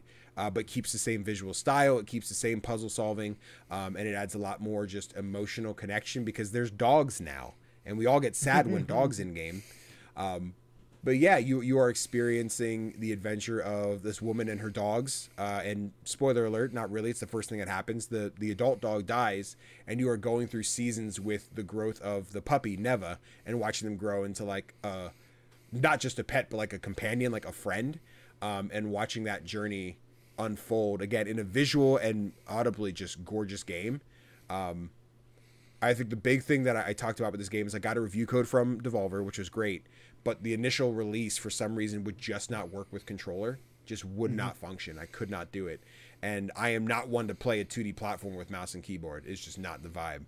But I was like, I want to play Neva, and I'm going to do it, and it worked out fine. It went great, but is the fact that I saw myself playing a game with a type of controller I did not enjoy playing them with. And then I was like, wait, Steam Deck's right here. And then Steam Deck worked great. So I don't know why the PC would not work controller, but hey, here we are. That's weird. But had a blast. I adore Neva. I'm still waiting to pick it up on PlayStation again to get the platinum. I've not done a lot of trophy hunting there, Topher. Too many games. Too many games. I got Fall Porcupine still sitting there. I got to knock that platinum out. It's an adventure. But yeah, Neva's fantastic. One of the best games of 2024 easily. So definitely one people should keep an eye out on. Along with that, speaking of the best games for 2024, Mouthwashing, another one that I'm gonna pull up a different trailer. It's a little bit longer. I remember hearing people talk about this one. It didn't quite. I saw the trailers. I didn't quite wrap my head around what it was, and my chat was just like, "You should check it out. It's really cool." We were on the panelists for the Indie Game Awards where we saw Mouthwashing nominated. I'm like, I need to check this one out so I can actually see what it's about. Played through it and man, not a fun game in the way of what's going on narratively. It is not a fun experience. The game is fun to play. I think it is a great game, but there's so much just trauma and dark things going on as you're going through this narrative, and we won't get into them here because this is one I think people should just experience. But man, I had a overall great time playing Mouthwashing and experiencing it. I do say my experience was a little bit tainted with chat, who kind of just I go in and I experience the game as it comes at me. Where I'm like, cool, whatever's told to me is what I'm currently to believe. I can assume and think things are wrong. I'll be like, I don't really trust this guy, but right now the game tells me this is fact, so I'm going to stick with that. While I have chat who has played the game a month ahead or watched every single YouTuber breakdown of what Mouthwashing of this and that and da-da-da-da. And if you really think about this, I had a chat of people guys, I don't think Danny gets it. I'm like, guys, I get it. I understand what's happening. But because I'm not absorbing the internet's take on this is what I think is happening, having the knowledge of the end of the game where I didn't. It was this like, it felt like a point and laugh because Danny didn't quite get it thing, and that was really frustrating me in my playthrough. I was like, I don't like this. I'm not comfortable in this game right now. Not because the game made me uncomfortable, because the audience around it made me uncomfortable. Of like, you don't get it. I'm like, that frustrated me a bit, and I don't let that taint how I feel about mouthwashing though, because this it's awesome. It's a narrative experience. I think trigger warnings going in. It's some intense stuff. You know, I think the game does give that trigger warning at the start. I believe. I think it has one of those. So I think so. I think to note before get in. But yeah, fantastic game. Not very long. I think it was like 4-ish hours, maybe. Something like that. Sounds about right. Yeah. So good experience. Would recommend brushing your teeth and getting some mouth washing going on. Wow, what a segue! What a segue, you know. But Tofr, you played games in 2024 too. What you got? I sure did, and I'm still playing Balatro. Yeah, we are. And you are too, because it's just that damn good. Yeah. Oh man, the poker-inspired roguelike deck builder. Who would have guessed that this would become such a massive hit? What a fucking just addiction, dude. It really is. I'm a particular fan of like all of the memes where people are like at concerts, at sports games, and they're just playing it on their phone or on their Steam Deck or Switch or something. And I get it. I totally get it, because this is the ultimate numbers goes up type of game. Yeah. And it's massively addictive. I haven't even beaten the game with half of the decks yet. Same. And I just keep trying. Just like, just one more run. It's fine. It's fine. I don't have a problem. You have a problem. I don't have a problem. This is fine. Just one more. Yeah. And then it's 1 a.m. Yep. And you still go, yeah. No, it's great because this just recently came to PlayStation Plus. I have friends who are finally playing it for the first time. My buddy Spencer, we streamed here on the Twitch channel at like 2 a.m. Like, let's see if Spencer can beat Balatro, and he got really close. And then the cabin trip we went on a couple weeks ago, I brought my Steam Deck. We set it up and like, I'm gonna play some Balatro, and I was just playing alone. And my buddy Travis was like, I don't quite get this game. What is it? So I'm like teaching him, like, all right, so you do this and you play this, but you get these jokers and they change the cards. And then down the stairs, like you hear someone, it was so funny. You hear like the squeak, squeak, squeak, and the pause. And you hear like the bloop, bloop, bloop, bloop, bloop in Balatro. And then the ding, ding, ding, ding, ding, ding, ding. Is someone playing Balatro down here? And it was just us, like 3 of us sitting on like the bed, like, okay, well, you have this, but you have 3 of a kind, but you could do a full house. But right now your full house is like not good. So if you stick with 3 of a kind, like, you can keep building that up. And we just had to keep using different cards to increase the number of cards that we had, so like we could do more 3 of a kinds and get more kings and do more blah blah blah. Face cards got this boost every time I play a card. Like we had the hiker, like we had all these different things of us sitting together. Like, no, don't do that because this will do. Yeah, you're right. Good thinking. So like it was really fun to do this as like a co-op game kind of experience. But Balatro is just an addiction, man. It is so much fun. Can you imagine if they drop Balatro 2? Don't do it. Just shadow dropped it. Don't do it to me. Make it 3D. I'll be there day one, Tofr. I'll be there day one. I'm still amazed because I remember playing the demo for Dungeons and Degenerate Gamblers. Yeah. And I was like, this is a really cool concept for a game. That one was like Blackjack, but a roguelike deck builder. And then I noticed the demo for Balatro and I was like, yeah, that's just a rip-off. Yeah. And then nobody's talking about Dungeons and Degenerate Gamblers, sadly, because that's a good game. Yeah, Balatro is just everywhere. Yep. I remember getting the press emails. I'm like, I gotta try it. I got too many things on my plate, and then everyone was like, "Hey, Woot, can I get that key?" And I remember getting that. I could see Woot's just like, finally understand, do you? And then sent me the key. I'm like, thanks. I'll see you when I get out of the addiction. But you were saying also. Also a big fan of the developer just supporting indie games the way they do. Absolutely. Local thunk. They keep shouting out different indie games when they win awards and stuff. So big fan. We love it. Absolutely. I'm yawning. But other games that came out in 2024. Yes. It's another one that I mentioned a couple of times probably. Yeah. It's 1,000 times Resist. Yeah. This is just such a special game. I mean, I don't think I need to explain it anymore, because basically everyone who has played this game has shouted from the rooftops how this is such an example of how to do a narrative in video games. You play as Watcher, who is like a clone of the only survivor of a massive pandemic, and you travel back into the original girl's memories to see what happened and how did society get here. And you find out that the original woman, Iris, isn't exactly a fun human being, and it makes everything really conflicted. But it's just told so well. It's not for everyone, because you'll be doing a lot of running around and talking to people, and that's basically the gameplay. So it's not for everyone. But if you're looking for like some of the best narratives in gaming, you can't go wrong with 1,000 Times Resist. It's a story about what it means to be an immigrant in a foreign country. It's a story about resisting, literally. There's so much there, and I can't recommend it highly enough. Yeah, absolutely. I've enjoyed what I've played. I've not finished it yet. It was another like game of the year time. Like, I got to get into it. I'm like, this is dope. I really like. I got through the first like act. I'm like, oh, this is cool. Got through like chapter 2, which is a very like, compared to the first act, like very grounded in like a very realistic, like this is a flashback. I'm like, oh wow, this is how. And then got into the next chapter and just kind of like whatever else came out took over my time. And it's sitting still installed on my PC. Like, I got to get to it again. Just another excuse of like how many hours in the day are there. So, but yeah, I would love to get back and finish this one. Like, I'm definitely hooked. I think it's great. It's a great game. It is. Whoo-wee, man. And that brings us to 2025. Tofr, it's been a year so far, and I need you to ramble while I pull up these trailers. Has. It has been a year, and it's looking like it's gotta be a year still. There's so many massive indies still to come.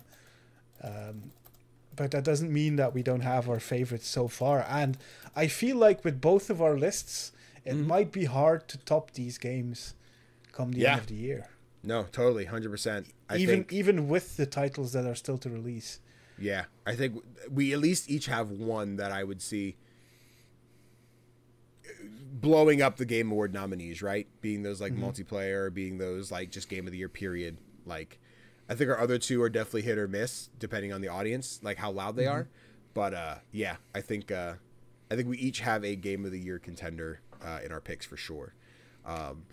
Which I won't be starting with because I'll be talking about another game that was the first game I got to review this year, and I've already talked about recently, but I loved it. And that was Eternal Strands, which basically Shadow of the Colossus meets visual novel. You're playing as Bryn. You are exploring this open world that's been infected by magic, and you're fighting these giant, colossal arcs. There's robots, there's giant creatures and monsters, and the whole thing is finding the secret to like defeating them, right? So like I gotta break their armor off, I gotta trick them by doing this, I gotta burn off the fur so I can get to the secret spot on their body, and pulling out their strand, which lets you upgrade your magic weapons. You can get fire, ice, and kinetic energy, and there are all these different swords, a two-handed like axe kind of thing, a bow and arrow, and it's how you want to build your Bryn and what different skills you can use to help like defeat these giant monsters and ultimately like solve the mystery for your team. I got a PC key for it well before the release date. It was like beginning of December, so I had like 2 months to play the game. And then halfway through my playthrough, they were like, hey, we got console codes. Did you want one? I'm like, yes, I want a PlayStation key, please. So I had played I basically beat the PC version. I was like at the final boss. I started fresh on PlayStation, beat the PlayStation final boss. And then like I'm still occasionally picking at it to try and get the platinum. I'm in love with Eternal Strands. It was the first big game for me this year. It still sits in my like top 10 like list for this year, and I'm hoping it stays up there. I was a huge fan, and like I continue to sing the praise because I want people to play it. It looks really cool, and yeah. I still need to pick it up. I think it's on Game Pass. I believe it definitely was. I assume it still is. I have not checked Game Pass recently, But yeah. So I need to give it a try, but it's like you say, there's too many games, man. So many. So freaking many. Yeah. What a time. But speaking of too many games, Tofr. I finally got to do a spoiler cast on this game, which I'll let you guys know about whenever it's officially uploaded somewhere. But Clair Obscur Expedition 33. Oh my God, talk about a Game of the Year contender. Holy fucking goddamn shit. Fuck. I love this game. This game is so fantastic. Like, it is... I go back to when I talked about Sea of Stars, turn-based, not my cup of tea. It really takes a special one to get me. Pokemon Persona, blah, blah, blah, blah, blah. Clair Obscur takes a lot of inspiration, not just gameplay-wise, but, like, UI-wise from Persona. And just has this magnificent artistry to it, top to like, whole way through. Just gorgeous. This doesn't, like... When people are like, oh, indie games, pixel art, whatever, I'm like, nope. Look at Clair Obscur, man. Look at this motherfucker, man. Holy shit. Like, this game is, it's deep narratively. It tells a story that's just like, you fall in love with these characters off the rip. And when the episode from Boss Rush comes out, where we got to do our spoiler cast about this game, I have like deeper thoughts on like how they pace themselves, because the game starts just like very sad. But Act 2 does this like uplifting, like, yes, we're going to get there. We're going to solve ourselves. We're going to pull ourselves up from our bootstraps and get back to where we were. It just continues to tell the story of like characters growing and fighting and trying to survive in a world that is just not meant for you to survive in. And it is immaculate. And the cast is crazy. We got Charlie Cox as Daredevil. We've got Ben Starr as list whatever video game character you want to talk about. Ben Starr's in there nowadays. Like, I love this game. I want to replay it. And it's just like, the fact where we're just like, there's too many games to play, but I'm like, oh, New Game Plus sounds really good right now. This sounds like a really fun time. Absolutely adore Clair Obscur. Like, Game of the Year for me right now. Like, it's going to take a banger to switch this up for me. And I'm usually one that's like, I don't like to mention my Game of the Year, because when we get there, I want to be like, what is it? Oh, Danny, you're right. That makes sense. Like, I don't want to announce it.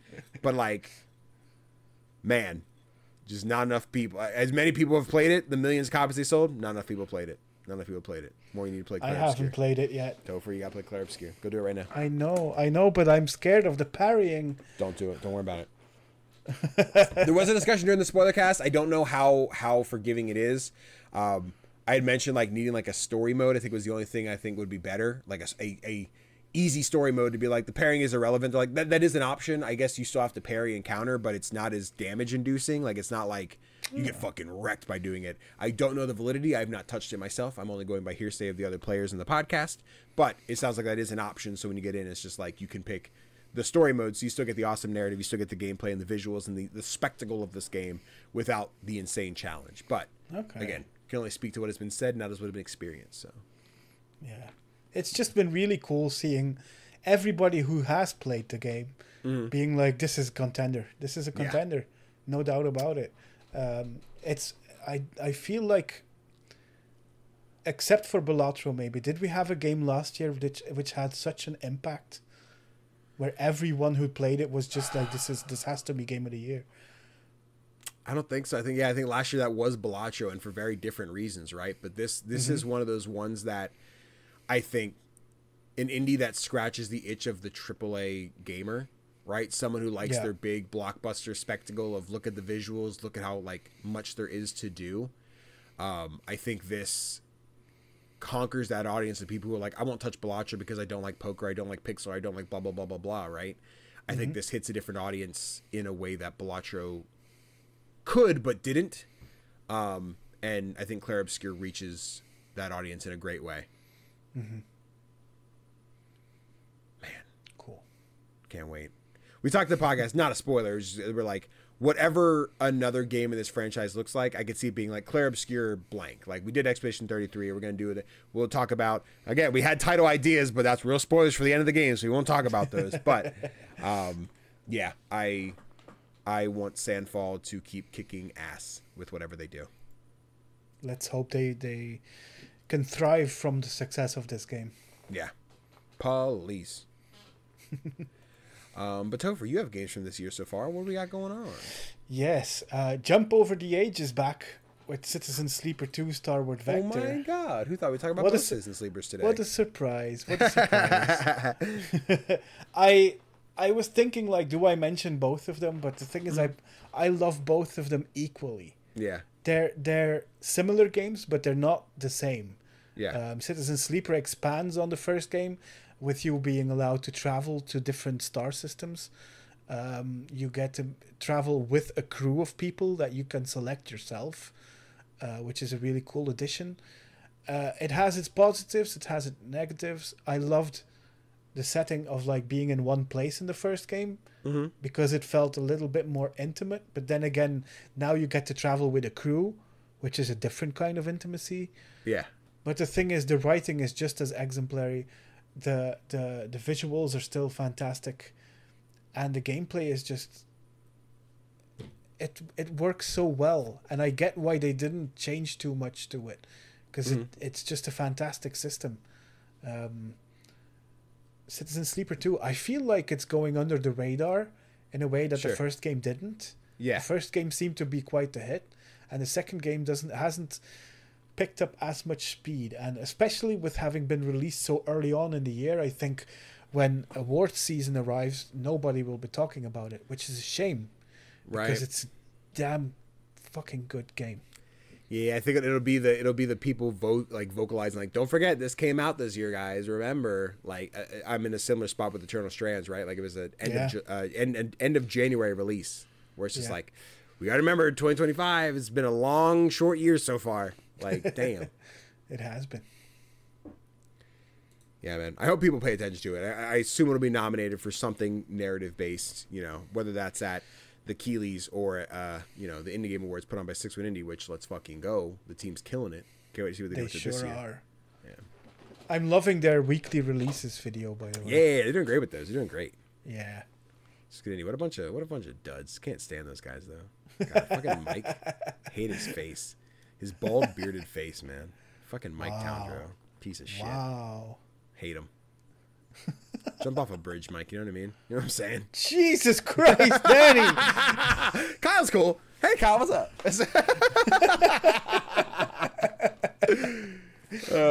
No, I love the 6-1 guys.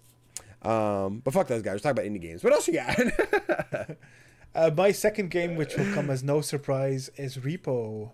Woo! There are very few games that I have played for over 100 hours, but Repo is one of them.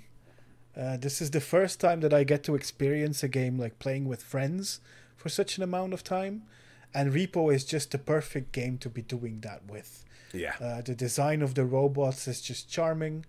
The gameplay is fun. You're trying to evade these monsters or trying to kill them, depending on how strong they are. Yeah. The microphones are just too funny. Like when you're in a different room, you'll hear this mumbling, but you can't understand a word of it. Also, when you're being carried away by the hidden, and you just hear the scream like fade into the distance. I think that's hilarious. It's great. But yeah, and I think this game is the one you mentioned being in contention for multiplayer game of the year. Yeah, absolutely. It would make sense. So many people are enjoying this still. I feel like it's been popular for longer than, for example, Lethal Company has been. Right. Yeah, I think so. I think it's still definitely gotten quieter, right? But now we have new content, and this is the weird thing we talked about early access stuff last year, right? Of like the games that come out but continue to have like DLC. That is like what officially counts this game as being a 1.0. Like, when is it done? And I think we've not failed, but we've yet to see what that looks like for these. I guess friend slop is what the masses are calling them. The repos, the lethal companies, the murky divers, those type of games, which I enjoy. Peak. I think these are fun. Peak. Yep. So, listen, I'll take them. But I would like to see when one is just like, yes, we are in version 1.0. This is what the finality of our game looks like. Do we continue, or is the updates to it as we go your content, and then your 1.0 is this is everything you got. Have fun. Yeah. But yeah, I love Repo, and I've had so many good times with it. I've been sat here crying, laughing. Yeah. Because of this game. Also, that clown is just an ass. Yeah, what a little bitch. I hate him. Yeah, I've not played in so long, and LB and I have been talking about, like, we need to do a repo night at some point. It's just a matter of, like, when's scheduling work out, and times and schedules, and da-da-da-da. When are we playing D&D, or whatever. So I'd love to do just a night of repo again soon. It's just who knows when. Yeah. But oh, man, and Tofr. Those are the best games of the 2020s. That's all of them. No other good games. We talked about the best. Only talk about the best games. Only talk about the best games, baby. But speaking of talking about the best games, be sure to let us know in the comments what your favorite games are from the 2020s. 2020, 2025, what are your favorite indies? As we prepare to move on to what we've been playing, and listen, we got 6 games. You think we're at an hour and a half ready to buckle down? Not quite yet, but maybe soon. But we got it. We're going to talk about some games. Let's see. Would you like to start, or you want me to start? You can go first. Okay, I guess I gotta go fucking first. Listen, I can go first if you want me to. No, it's too late. I already pulled up my footage. I'm already here. Okay. You gotta go second now. You gotta lock in. So I received review keys for Mycopunk last week. It is the new release from Devolver Digital. It is this co-op first-person shooter where you're playing as robots taking on a bunch of, like, mushroom alien monster type deals. I didn't get a chance to play. Kanai did at PAX. They had a big booth at the Devolver booth. They had a whole thing set up. And it is very Borderlands-esque in the way you kind of roam around and just shoot shit until you progress. Okay. But also very Helldivers in that. Like, I think we kept saying, like, Risk of Rain 2 meets Helldivers meets Borderlands is, like, a good way to describe what Mycopunk is. Nice. You get with your squad, you join together, and you get into, like, your base, right? You go to the computer, you're like, I'm going to take, which mission do we want? This is the Helldivers part. You go to the computer, we can go here, we can land here. Do you want to take out something in the sky with a giant, like, laser cannon? Do you want to just kill a bunch of stuff? Do you want to reactivate, like, a vehicle so we can escort it across the map? Like, there's different objectives to complete. You pick which one you want to do.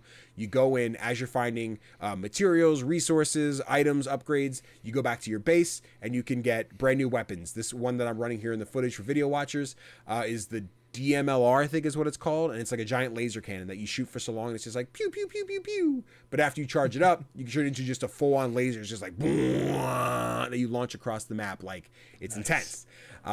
There's 4 different classes that come with different upgrades. I was playing as, I think it's Berserker, which does a big, like, jump in the air and slam down the ground. One of Connor's characters, I think, was all about doing grappling hooks. There's 4 different characters all do different things, and it's very fun to just, like, get lost in. It's hard to sit here and scream, like, the uniqueness of it. I think it does a lot of great things that we've seen in other games, but now compiled into this one spot. I think Mycopunk is really fun. As someone who doesn't do a lot of first-person shooters these days, like, it's really just I'm committing with friends, and let's have fun with it. I think I could see us, like, constantly hopping in, like, you guys just run a couple missions in Mycopunk? Yeah, let's fucking do it. Okay. But yeah, had a blast. Had a great time just being funny, silly, goofy. The game gives, like, rewards at the end of a mission, and I think mine was like it was like blind or like farsighted or some shit like that, where it's just like, you did a lot of friendly fire in this game. Like, I didn't mean to. They ran in front of my slams and my grenades and my stuff. Like, everyone's in the way. But yeah, like, a game when I got to watch people play and not experience myself at PAX, I was just like, it does look like a first-person shooter. It's a lot of that. It is very simple in its first-person shooter. Just like, oh, you've played a first-person shooter, you've done this before. But okay. Objective failed. We lost that one. But just a really, really fun game for you and your friends to just kind of get lost in. I don't know that I have the staying power of, like, a Repo or a Lethal Company, right? But I think as we sit here and continue to have a good time, just goofing around and dicking around as friends, yeah, fun time. Cool. Yeah. And is it only multiplayer? I assume you could probably run it solo. That probably doesn't sound like the way to do it. You know, okay. I'd say probably in the vein of Helldivers, right? Where you're like, I'm going to run Helldivers alone and either get randos or actually, I don't know if there's matchmaking. I assume there's matchmaking. But I assume running this solo is probably not the way it goes. I don't know if the missions balance out in the way of, like, hey, it's only one of you. We're only going to spawn so many characters on the screen. But maybe. I've only tried co-op, but I had a great time. Okay. I love the passive aggressiveness of the button on screen. Okay, then. Yeah, the mission success. Okay, then. Yeah, they give you all your upgrades, and like the upgrades are actually really dope. Okay, so first off, the emotes, they're fucking nuts because they have every character has a different dance, but they also have gestures. So there's the jerk off animation. Like it's so great because you dance, but you can also do the hand gestures. So if you're dancing, you can do the middle finger. So it's just like I'm doing this like Russian kick dance, then I go like got him. You can clap. So like Connor's and Kanai's characters both have like very pelvic thrusty, and they do like the clap. So when they stand behind Chris's character, like, I'm clapping his cheeks, man. I'm clapping his cheeks. It's just really dumb, really stupid. Like, if your friends die, their bodies get split in half. So you, like, one person grabs the legs, one person grabs the torso, and you're, like, carrying a person around, just, like, staring them in the eye. And as you slap the body pieces back together, you revive them. Okay. Yeah, like, that's really fun to do. I want to see if I can find footage quick of the actual like upgrades because that's really unique. I think I need like here. I think so like all the things you pick up come in these like DNA strand kind of shapes, and you have a grid on the left side of your screen. So as you unlock them with the different currencies on the planet, there's like I got to get orange material so I can buy this one. I got to get red material so I can upgrade and do whatever.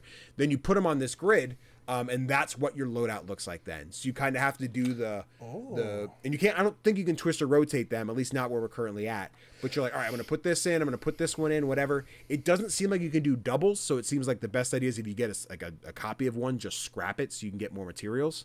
Because if I would try to equip two of the same, it would just unequip both of them. So I'm like, okay, that seems weird. I don't know. But yeah, you do like a fun little thing of like mixing the pieces together and putting them in. So it's like, oh, cool, look at this. Oh, I found my upgrades. I moved my stuff. There's visual upgrades. It's one of those things in a first person game where I get an upgrade for my character skin and I'm first person, so I can't see it. So I'm kind of like whatever about those. But my friends can, so I guess that's cool. But yeah, Mycopunk. I had a great time playing this one. I'm glad you did. Yeah. Timestamp. Tofr, what you got going on? I received the key to review Wheel World, which I was very excited about because I was going to play this whether or not I got a key to review or not. In this game you play as Kat, a woman who finds a rusty bike and its corresponding demon. Scully. Hi, Scully. He is supposed to do the Great Shift, which is a ritual that brings the spirits of the recently deceased to the afterlife. Once again. But after the last time he did the Great Shift, he seems to have fallen asleep and did not wake up in time. And now all of his legendary bike parts have been stolen. No. So it's up to you and Scully to retrieve the stolen bike parts from 4 of the best cyclists in the lands of Wheel World. Yeah. You do this by doing races, basically. I was surprised to find that this game reminded me of Forza Horizon, because you just have this open world, and you just cycle everywhere, and then you do the races. When you finish, you just continue where you finished the race to travel on to your next point of interest. Luckily, the map is far less crowded than in something like Forza Horizon. Sure. This is an indie game. This is indie game sized, but it's really well done. The countryside and the city that you cycle through really reminded me of like France. And especially the Tour de France, the biggest cycling contest in the world. It had those same vibes, and this game is all about its vibes, and it's such a cool game. The bike riding is a lot of fun. There's this slight rumble on your controller when you're riding over gravel. Okay. Which adds to the realism. The audio is really strong as well, giving you that sense that you are the one biking through this countryside. Yeah. There's a lot of great humor in the game. I laughed a lot. The only thing that I took some issue with is it lacks a bit of depth. Okay. I feel With the concept, they could have done a bit more with it, especially with the main character, Cat. Cat is basically not there. Okay. She doesn't say a word. Scully does all of the talking. There's no character growth or anything for her. Yeah. Basically, she's just there to be the one riding the bike. Okay. And I think that's a shame, because the relationship between Scully and Cat could have been something integral to like the story. And I felt that was missing. But that's like a minor critique, because I still love this game. Okay. It did everything I was hoping for. The races also aren't too difficult. Cool. Like, I'm not the best at racing games, but I could still win most of the races. But if you're a diehard racing game fan, there are still some challenges there. Like, there's a legendary biker who has set all of the record times in all of the races, and you can try to beat all of those times. I think that might be something for people who like to do platinums and stuff. But yeah, it's a fun time. I really liked it. I really loved Wheel World. Yeah, absolutely. I have yet to play the full game myself. We both played the demo. I am expecting a key, and by the time this episode comes out, I should have received a care package with some cool Wheel World stuff in it.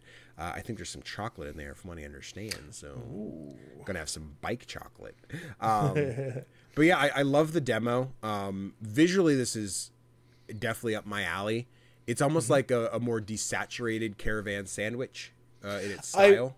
It really made me think of Caravan Sandwich as well. Which I do like a lot. And I feel like it is one that... I talk a lot about, like, the ADHD likes to multitask. And, like, I'm doing one thing, but I also have to absorb another thing, right? This seems like a great... I put on an anime on the top monitor. I have Wheel World on the bottom monitor, and I just go ham. And I'm just racing. I'm picking up bike parts. Like...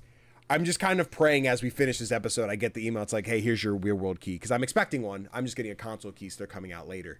So I'm just kind of waiting, and I want to just dive in and just get lost in Wheel World as I, like, put on My Hero Vigilante or something, right? And just, like, finish watching some anime I have in the back burner. That just seems like such a vibe, and I'm so there for it. It's absolutely a vibe. And there is another thing that bothered me a little. But that's later on in the game, so I'm gonna wait to talk about that until you've finished it. Okay. Because I want to hear your thoughts as well. Cool. Is it a narrative thing? Is it a gameplay thing? Is it a... both. Oh no. Tofr said it's bad. I didn't say it's bad. You heard him. Wow. They said terrible game. No, lovely game. Yeah, I'm excited because, like, right here we're watching, right? This is, I think, where the demo ends. You cross the bridge. Like, thanks for playing. So, like, it's all new from here as far as, you know. I know, but I'm in, like, I'm definitely sold already. You talking about how much you enjoyed it and, like, the few critiques that are there. I'm like, cool. Like, when I get my hands on it, I'm excited. It comes out tomorrow as of us recording. By the time the episode drops, it'll come out yesterday. So, yep. Yeah, Wheel World, baby. Look at the cyclist guy. He's a big old bushy beard. Come little guy. Also, the game is full of quality bike puns. Oh yeah, we love some bike puns. Okay. And there's even a Justin Timberlake reference, which I thought was freaking hilarious. Okay. Ooh, I'm like interested in I'm like, do we reference Justin Timberlake on a bike? Do we just put lyrics in there? Is it the Super Bowl show? Oh no, that's a bad reference. That would be weird. Hell yeah. Sweet. Any other thoughts on Wheel World? Just play it. If you like racing games, just play it. It's a lot of fun. And also, do leave the soundtrack on, because it has like this 80s synthwave thing going on, and it's really chill. Yeah. Hell yeah. Time to get biking, baby. Fuck yeah. Wheel World. Available now when this video is for you guys, so go check it out. Time temperado, and minimize this. And what did I play next? I played, oh boy, I played Benny Bash. My Twitch refreshed. Where are my VODs? There they are. Oh no. It just did a dumb little refresh. Anyway, I played Benny Bash this week. Nice. I got a key. I reached out to the developer. They sent me a key right away. I was very appreciative. We talked about the demo during Next Fest. Actually, Emily from No Small Games, she was playing. I'm like, oh, didn't know there was a demo. Got to check it out. In an episode where we just talked about Inscription in like our favorite games of the last decade and whatnot. Benny Bash takes the first person exploration puzzle part of Benny Bash and really doubles down on that, and I enjoy that a lot. I love the roguelike part of Inscription, but the roam around, escape room, solve the puzzle, like how do I get this item to progress forward, like I love that. That's awesome. So as you start the game, you're in the middle of a forest, you walk up to this cabin, you find the key, you go inside, and there's just an old console. It's like there's no game. You move off to the side, there's a little contraption, you solve a puzzle, and you get a copy of Benny Bash. You put it in, and you have this character that's just like, hello, I'm Benny. Welcome to my game. And video watchers, this is here on the screen. Creepy looking dude. Benny, kind of strange. Very strange. Weird guy to deal with. But his whole thing is he's just looking for friendship, and he just wants you to play his game with him. So you are sitting down at the console, and you're playing this Mario-inspired platformer. It's not quite as polished as like Mario proper, but also that might just be like nostalgia goggles. Like maybe this does feel like what the original Mario feels like, and I'm like, man, I was slipping and sliding everywhere. The levels are definitely designed to be like, haha, get fucked, nerd. Where like I will run across the level like full speed, like I got this, I'm ready to go, and then I will jump on an enemy which will bounce me forward. Just in the spot where I'm like, hey, there's no platform here. You shouldn't have jumped in that guy. You're dead. And I'm like, oh, dude, damn it. It does have like different game over stage, which are not game over. It sucks a little bit because it does roll like the whole credits then, but there are 4 different endings for the game. I've gotten the I've died ending, and I've gotten the like, I don't know if I say full ending, but I've beaten the game ending. And I'm not sure what the other endings are yet, but I'm excited to see what that is. But you do keep your progress. So like if I beat the first 3 worlds and then I die and lose all my lives, and Benny's like, you've murdered me, I hate you, and then like the game ends, you get the game over, you shouldn't have died, credits roll, thanks for playing, I hope you enjoyed your experience. If you hit continue, it just puts you right back where you were. So it's a bit of a slog to go through the credits every time if you like start to suck. Like the final challenge is probably where I felt it the most, where like to avoid like spoilers for it, you have to complete a certain amount of levels in a certain amount of time and do whatever. And each time you lose a life. If you do it 5 times, you die, and then you still keep the progress of the levels you beat, which is great. But again, I have to die, get the cutscene, play through a little segment, and do that. So like that's the one thing. Like if I could skip that each time, so I could just get back and beat it, like less concerned. It was probably, as I was solving puzzles, like a 3-4 hour game. Like it's not super long, so it's not a huge complaint that I have. It was just like a noticeable, I'm like, ugh, God, I just want to progress, please. But no, I had a fantastic time, both playing the Mario levels and then solving the puzzles. Because in a year where we just had blueprints, right, which we didn't talk about for like 2025, like indies and whatnot, it is I see something in the room, let me write it down. I have my notes, right? And it's not a lot of notes, but like, here are my notes for Benny Bash, right? Of like, okay, these things happened, and I saw this grid. What does this look like? I'm like, there's this chart on the floor. What could this mean? And I'm like, oh, I think I have to solve it by doing this. Like, no, that's not the answer. Maybe it's this instead. Yep, it's this instead. So like, I did have a great time doing that. Like, Benny Bash is super fun. Simple puzzles, not overly challenging. Yes, it's going to challenge you enough where you're not just going to blitz it. But I didn't find it to be like overbearing in its difficulty. It was more just like, okay, I died. That dying and rolling credits thing was probably the most tedious thing about it, which a simple update where I could skip that would be great. But I loved Benny Bash. I think the game's awesome. Cool. I like that this has just become a genre of the Inscription, because we have Inkshade coming out next month, I think. Great job. You did awesome. Thank you so much for the key. I appreciate you. And now I can close Twitch. I don't need my VODs anymore. Tofr, what else you been playing?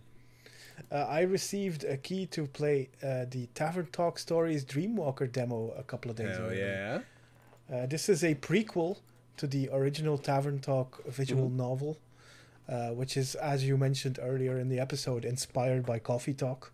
Yeah. And basically, this is set 36 years before the original game. Okay. And you are a different innkeeper most of your guests are going to be people that you didn't meet in the original game. There are some links which I did like. For example, Andu, the little creature here. Oh, look at him! Andu. He's not back as your familiar, but he is back on the title screen. Okay. And on the shoulder of one of your very first guests. So I'm really intrigued to know how does this tie together. Nice. But yeah, they refined the potion making situation, which I think is nice. Was it necessary? I don't know. I don't think so, unless later on in the game that it will have more of an influence. Yeah. But the writing is stellar as it was in the first game. Nice. The visuals are beautiful, especially the character models once again. I love this little bee thing. It's so cute. Yeah. What was his name? Captain Bee-Bug or something. Aw. I got the emails. I have not checked out the demo myself yet, but I also got the emails about the early access demo to check out. It looks great. Yeah. It's about half an hour long, so Okay. it's only a small taste. But I would say if you like it, go check it out. You can also check out my YouTube channel at Play Nice Kids, where I do a full playthrough of the demo. Ooh. Yes. Damn. But yeah, it's Miriam fun. could fuck me up, Topher. Look at those piercing eyes. I'm looking at the eyes and the hair and the armor. She could take that off and beat me with it. Anyway. Yeah, but it's a delight. Just like the original game was. Like the developers are definitely showing that the success of the first game wasn't a one-off, you know. Mm-hmm. Yeah, it's really good, and I'm already curious to like get to know these characters better and see what's going to happen to them. Wait, mommy, fish lady. Yeah, I'm. Oh, these are so cool. This is sick. I'm just a little on the there he is. I love it. Yeah, I had played a chunk of Tavern Talk originally, and I think the problem was I played the demo when it first came out. I started the full game when we got Key, and then I took a break and it was getting back to it. I was like, I want to start fresh again, but I've played through this intro twice, which is a fine intro. It's just I've started the game over, so like I don't want to experience it again. I think it's just I need to power through that and experience it because I know there's the monster problem stuff, which I'll be excited to see when I see that happen, right? And like I need to just do it. I really enjoy Tavern Talk. Just how many times I need to show this just like too many games, you know, like too many games to play. But yeah, I'm very excited to check this demo out. Maybe I'll check out this demo, which will get me motivated to check out Tavern Talk and just kind of do that. Maybe not for like stream or anything, but just some kind of consistent pace of playing through like a section a day or something like that, so I can get through because I want to play Tavern Talk. I would recommend it. It's since you love Coffee Talk so much. Yeah. I prefer Tavern Talk over Coffee Talk. So I think I would too, just with the differences in style. So, you know, I get it. Man. And the fact that we're getting a sequel, prequel, like so quick after the first game, because that was last year, right? 2024? We had Tavern Talk? Yeah. So I'll take it. I'm ready. Give me more. Yeah, I think it's going to be a while before it's out. I feel like probably. This was a very early preview that we're getting. But I hope they take their time. Yeah, absolutely. Time stamp it up. Alrighty, let's see. I have one more game that I played. This is a free game. It's available on Steam. Anybody can check it out. This is actually an interesting one I saw some mutuals talking about. It is called Dogwalk. And no, it's not the multiplayer like, let's dog walk some nerds. It is this adorable little game that was made using Blender and Godot to highlight what the programs can do. It's a maybe 15, 20-minute experience where you're playing as this big shaggy dog and your owner, your kid, is trying to make a snowman. So the kid takes you on a walk to find a bunch of different like items you need to complete the snowman. To start off, you're leashed down and you have to get the stick so the kid can make like the arm for the snowman. And I'm sitting here, it took me longer than I understood because I thought I had to grab it. I actually have to alert the kid to the thing but I kept going like, I can just reach it. I have to go. But like the whole thing experience, like you're practicing with like tethering, right? Of like, this thing is tied down to the ground. I can't get any further. I can bark at things, but I can't reach them. Like, what do I need to do? So then like you finally bring attention. The kid's like, oh yes, the stick. Thank you, doggy. And then the kid's like, all right, so I need a nose, I need a hat, and I need a cane. And these are the 3 things I need. So now you are roaming around this world with the kid on a leash. Let me pull up the other piece of footage here. Yeah, you're roaming around this world with your kid on a leash. And you are the fast dog. You can go as fast as you want. It's really cute how the kid interacts. Because like if you're full sprint, like right now you kind of go slow. The kid's like, ha ha ha, a nice little walk. But if you're going fast, it's like, wait, hold on, slow down. You're going too fast for me. And then like they'll eventually trip and just like fucking wipe it and fucking run their face in the dirt. Sometimes if you like speed by a bush, they'll like slam into it and you have to come back and pull them out of it. Like it's not the main mechanic, but like you'll drag them through a bush and they're like, oh, stop, it's too much, I can't. Like, but you're just a big dog trying to explore. Like you're not really caring about this kid's well-being. But it's a small little open world. You explore around a little bit, trying to find all the different pieces. And then they each come with a, not really mini game, but more of like a puzzle to solve. Like when you find the hat, it is on a big old sheet of ice, and it's buried in the ice, and the kid slides around with momentum as you go. So you kind of have to run towards it and then move so the kid can slide on the ice into the hat so he can pick it up. And then once he grabs it, you have to run the other way so the kid has the momentum to pull it out. But you can see like here, for video watchers, I'm like, come on, get it. He's like swinging around. I'm like, no, into the cone. And he just missed it. Okay. But he saw it. He knows what we need to get. All right, come here, buddy. Come here. Get right. No. This way. So it is this fun like a short, cute little experience that I had such a fun time with. It's the visual style is right there for me. This is a Danny ass visual game. I know this is a source code kind of sample for people to check out, Godot and Blender. The source code's available for people to play and experience and play with. Cool. I think it's really dope for anyone trying to learn how to do like developing games. Whenever the itch hits where I'm just like, yeah, let me try and make a fucking game that I have this idea for. It's just when will I actually commit? I think this would definitely be something I would fuck around with and see like how to play. It definitely is in the same isometric kind of visual style I think I would want to go for. And this very watercolor paintery kind of texture look is awesome as well. I'm in love with this. I would love more Dogwalk, but if you just want a cute little quick afternoon thing to check out for yourself, like it's on Steam, it's free, doesn't cost you anything. And they show, if I can find the final piece of footage here, I think this one's it. The credits are basically them going through and like building the game in Godot. You're seeing them work with like the 2D stuff, work with the code, what the early models looked like, them doing the painting in real life and then putting those textures into Photoshop and everything so they can then make it in the game and make the path. It's really cool. It's just a short little thing. I would love some kind of like no clip documentary of this to really just break down like how the game came to be. But it's great. I think it was intended to be a full game, and then they're just like, cool, this is the sample we have. I might be thinking of another game here and talking out of turn, but yeah, it's awesome. Again, 15, 20 minutes of your time. It's not a whole lot. Just check it out just to play it. And check out the team. I don't know what they're working on next. I don't know what their next project is, but it's great. It's a really cute, just short afternoon experience. Knock it out. Nice. I'm going to download this as soon as we're done. Run it, dude. It's cute. It's so cute. So give me Dogwalk too. And timestamp. Tofr, you got one more game? Let's run it. Yes, I do. The developers for Gogo Town reached out to me because they have a new update during early access, the Tourist Trap update. And my God, what a fun game this is. It's so addictive. I didn't expect it. I thought it was going to be fun. Yeah. But I did not expect it to be this addictive. Basically, you arrive in a town and you're declared mayor. Hell yeah! Right off the bat, and you have to like do everything. You create the buildings. You gather the resources for everything. You enlist people to come and live in your town.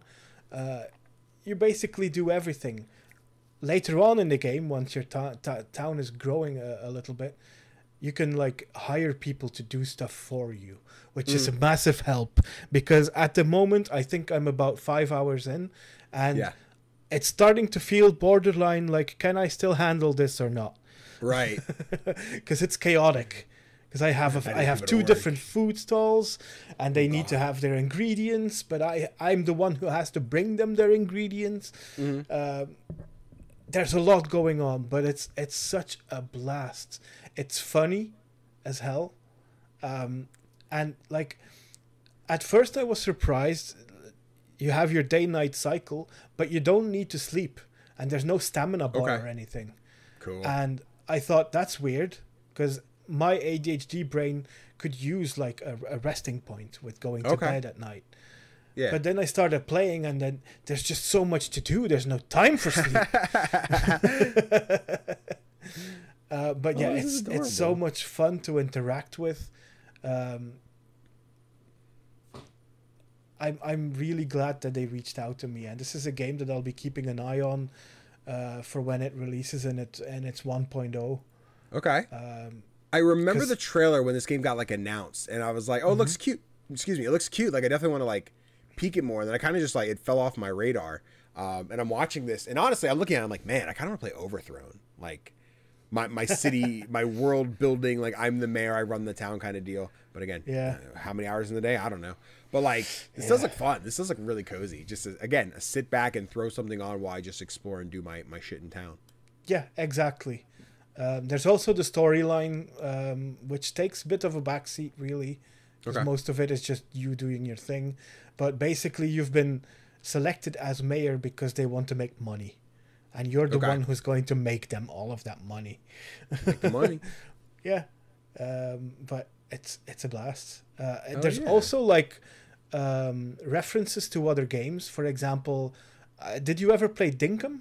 That I've not played it, but I dinkum is a funny word, therefore it is part of my vocabulary. Okay. Yes. Well, Fletch, the woman you set off on your adventure with in Dinkum, she arrives in this town and comes to live there. No shit. That's awesome. And then later on, one of the vendors is Rob, the vendor from Dinkum, who sets up a stall as well. Are they the same developer, or? I don't think so, no. Okay, cool. So just cozy game crossover. We love that. Yeah. Put Will for Moonlighter in there, you cowards. It would make sense. It would make sense. That would be also a sick game, right? The biggest cozy, just like anything with like shopkeepers and stuff is just like Will can be in there. We get characters from the Dinkum, the Sandrock games, from Discounty, fucking Discounty, Rusty's Retirement, just all like that'd be cool. I'd play the hell out of that. I also love like when you're riding around on a vehicle and you bump into people and they fall down. It's funny. Like nothing bad happens. Like they get a sad emoji. Okay, but I don't care. If it doesn't fuck up the neighborhood, we're fine. It reminds me of freaking Lego City Undercover. Was my first Lego game, and I remember people walking across the street, and I'd be driving out, and I'm like, and instead of diving away, they would dive towards my car. I'm like, what are you doing? Why'd you do that? What are you doing? That happens in real world as well. I'm gonna run him over. I'm gonna get my way. I'm gonna run him over. Dope. Fucking cute. Yeah. This does look really fun. I wish I got Gogo Town. Gogo Town is one of those games where you're like, I'm just gonna play this for about an hour, and then all of a sudden it's 1 a.m. in the morning. Exactly. Sometimes we lose hours, man. We lose them. Yeah. Sweet. But that is what we've been playing, and yes, I know it's been 2 hours, guys. It's crazy. Where does time go? We're talking about indie games. But that is A-okay, because real quick, I'm going to run you through our indie releases for this week.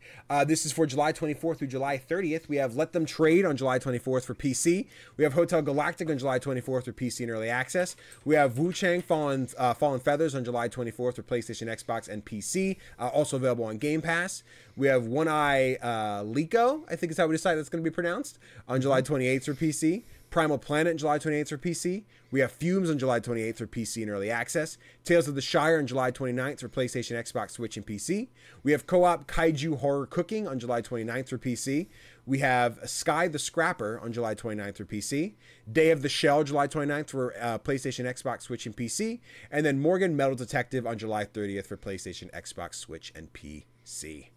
Anything on there grabbing your attention? There's a couple of games like Hotel Galactic, which I think you figured in our Next Fest episode. Yep. Tales of the Shire. I am a Lord of the Rings fan, so I do kind of want to give it a try. Sure. I think and Morgan Metal Detective was just a cute little game as well. So those are my 3 picks. Yeah, Morgan Metal Detective is definitely a top one on there. We go through the list. I'm like, I don't know how to release date, so I definitely want to check that one out. I love the Next Fest demo, like 7 Next Fests ago. Another one I'm interested in is co-op kaiju horror cooking. If I recall, I think that's Strange Scaffold. It sure is. Okay, cool. Yeah, because we cannot have a month without a strange scaffold game. And it's interesting because when I won't lie, when I saw the visual style, I'm like, ooh, this is a very like cheap indie game, right? Like it has that very simple but not like an intentional PS1 style. It has a very like, this is the budget we had. I'm like, okay, I'll give it the time of day, right? We'll consider it. Saw Strange Scaffold. I'm like, all right, let me shut my mouth. But it does have we'll say the friend slop energy, right? Like it does look like it's a Repo-esque kind of game where you're playing as different medieval characters. Giant kaiju will make their way out of the ocean like, I want food. And you run around with your friends to find the food, the items, you cook it, you chop it up. Very like Repo meets Overcooked. And then you feed the food to the kaiju and then progress that way. It does look really fun. I think there was either a demo or a play test or something like that. One of my friends, they were looking for horror games to play on stream. And I was like, let me go through my email and see what horror tags I have. I'm like, I'm not going to check these out because they're not for me. But like, let me build you a list so you have stuff to look forward to. And co-op kaiju cooking horror was one that I had mentioned to him. So that one does look really fun. And then we looked at Day of the Shell while we were going through the list, and that one also looked really fun. The visual style, it looked like a like XCOM kind of vibe. So I definitely want to check that one out when it comes out in a couple days here. So I might shoot an email for some devs like, "Hey, keys?" ? But yeah, that should be your email, literally. Hey, keys ? I think what I should do, Tofr, is make a GIF. It's just like a banner GIF. That's just like, hey, keys ? And put that in my signature. So I just like, I'm like, hey, I saw your game looked really great. I wanted to cover it on the show. Hey, keys ? Do it. All right, that'll be the move. We'll do that. That'll be fun. I think devs will like it. I'll put it on Blue Sky later. Like I'm adding this to my email every time I send it to devs. Just keys ?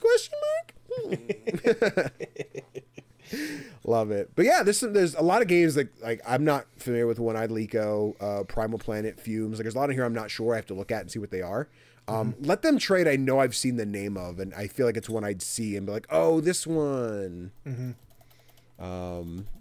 Trade on Steam. It reminds me of Dorf Romantic right off the rip. Yeah, it's City Builder. Yeah, okay. Does look familiar. Cool. And then Tofr, as we get ready to wrap up the show, we move into our indie spotlight where we take a moment to spotlight an underrated indie game or an upcoming game that people should keep on their radar. And it's your turn this week. So what you got for the people at home who need an indie that you love? A couple of years back, I played a game called Necrobarista Final Pour. And this is, you won't believe this. It's a game about the people who have died. What? Moving on to the afterlife. You gotta talk, man. You gotta talk what's going on with you. You gotta figure what's up. In the Necrobarista, you work at a bar, this Melbourne cafe, where people who have died can meet up for the last time before they cross over. And it's really interesting. I don't want to spoil anything, so I can't really get into the story, but there's a lot going on. It deals with like the ethics of necromancy, for example. Yeah. Which is really cool. And it's also very much about letting go and what that means to different people. Yeah. It's a very cool game. I like the way this looks. I know, right? It looks really That's cool. on the wish list. Is it? Okay, I see it's $20. I saw it right, and this looked like a quick like afternoon experience. Is this a longer? I don't know how long the game is. I finished it in 6 hours. Okay. Yo, this looks dope. It was very anime looking. Like I really like this. Perhaps a book club game. Listen, hey, keys? Question mark. You know what I mean? This looks like a vibe. This looks fucking awesome. I'm totally down. Yeah. I mean, what we do American Arcadia next week is quick reminder to go play the game. But like, I think it is your turn then to pick. So you know, you gotta come up with something. So you know, whatever you choose. You know, I'm not saying you have to pick this. I'm not saying you should pick this. I'm saying if you did, I wouldn't be upset. I'm down. But... Oh, it's Playism. Bet. Okay. Yeah, no, of course. Pick what you need to play. I know we got a lot of games. You got to see what you got to play.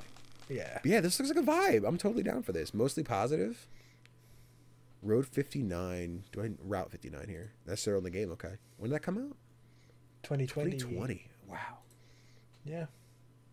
It kind of got buried under like the love for coffee talk and stuff. Yeah, for sure. Damn. Okay. What another fun game to keep on the radar. What a cool one. That one does look sick. I'm excited to check that one out. Oh, but with that, ladies, gentlemen, non-binary friends, and people who like to watch this thing, or non-people, whatever you call yourself out there, that's the end of the episode. We're at about 2 hours, 16 minutes on recording. Topher, it's time to wrap this bad boy up. Yes. Thank you guys so much for watching. If you enjoyed this episode, again, be sure to leave us a thumbs up if you're on YouTube. Leave that 5-star review if you're on audio platforms. Topher, if little strinkly dinklies want to find you on the internet, where would they go? The easiest way is through my link tree, which is Plain Nice Kids in one word. There we go. And if you guys want to find me, you can find me at solo.to/CGDannyB. That's my link tree. You know, I put my fun little videos on there. And you're like, oh, cool, what's up? And honestly, while we're at it, there's been no updates. CGDannyB.com. It's out there. I got to fix it. Maybe I got date night tonight. Maybe tomorrow. Maybe I'll work on it. We'll see. I get CGDannyB up and running. You know? But yes, super excited for some upcoming indie game stuff. If you're sitting here watching this on day one, don't forget Tales of the Valiants tonight, 8 p.m. Eastern Standard Time on twitch.tv/Creative Chronicles. Come hang out. Topher, any fun so many games stuff to plug?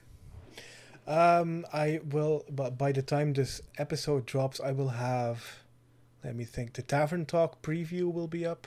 Okay. The Wheel World review will be up.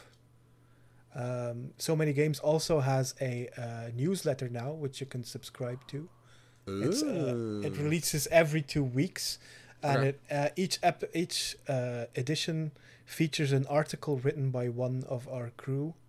Oh yeah. Along with like a roundup of all of the reviews we did, and some interesting titles to look forward to. There you have it, team. Check out all the indie goodness you can find.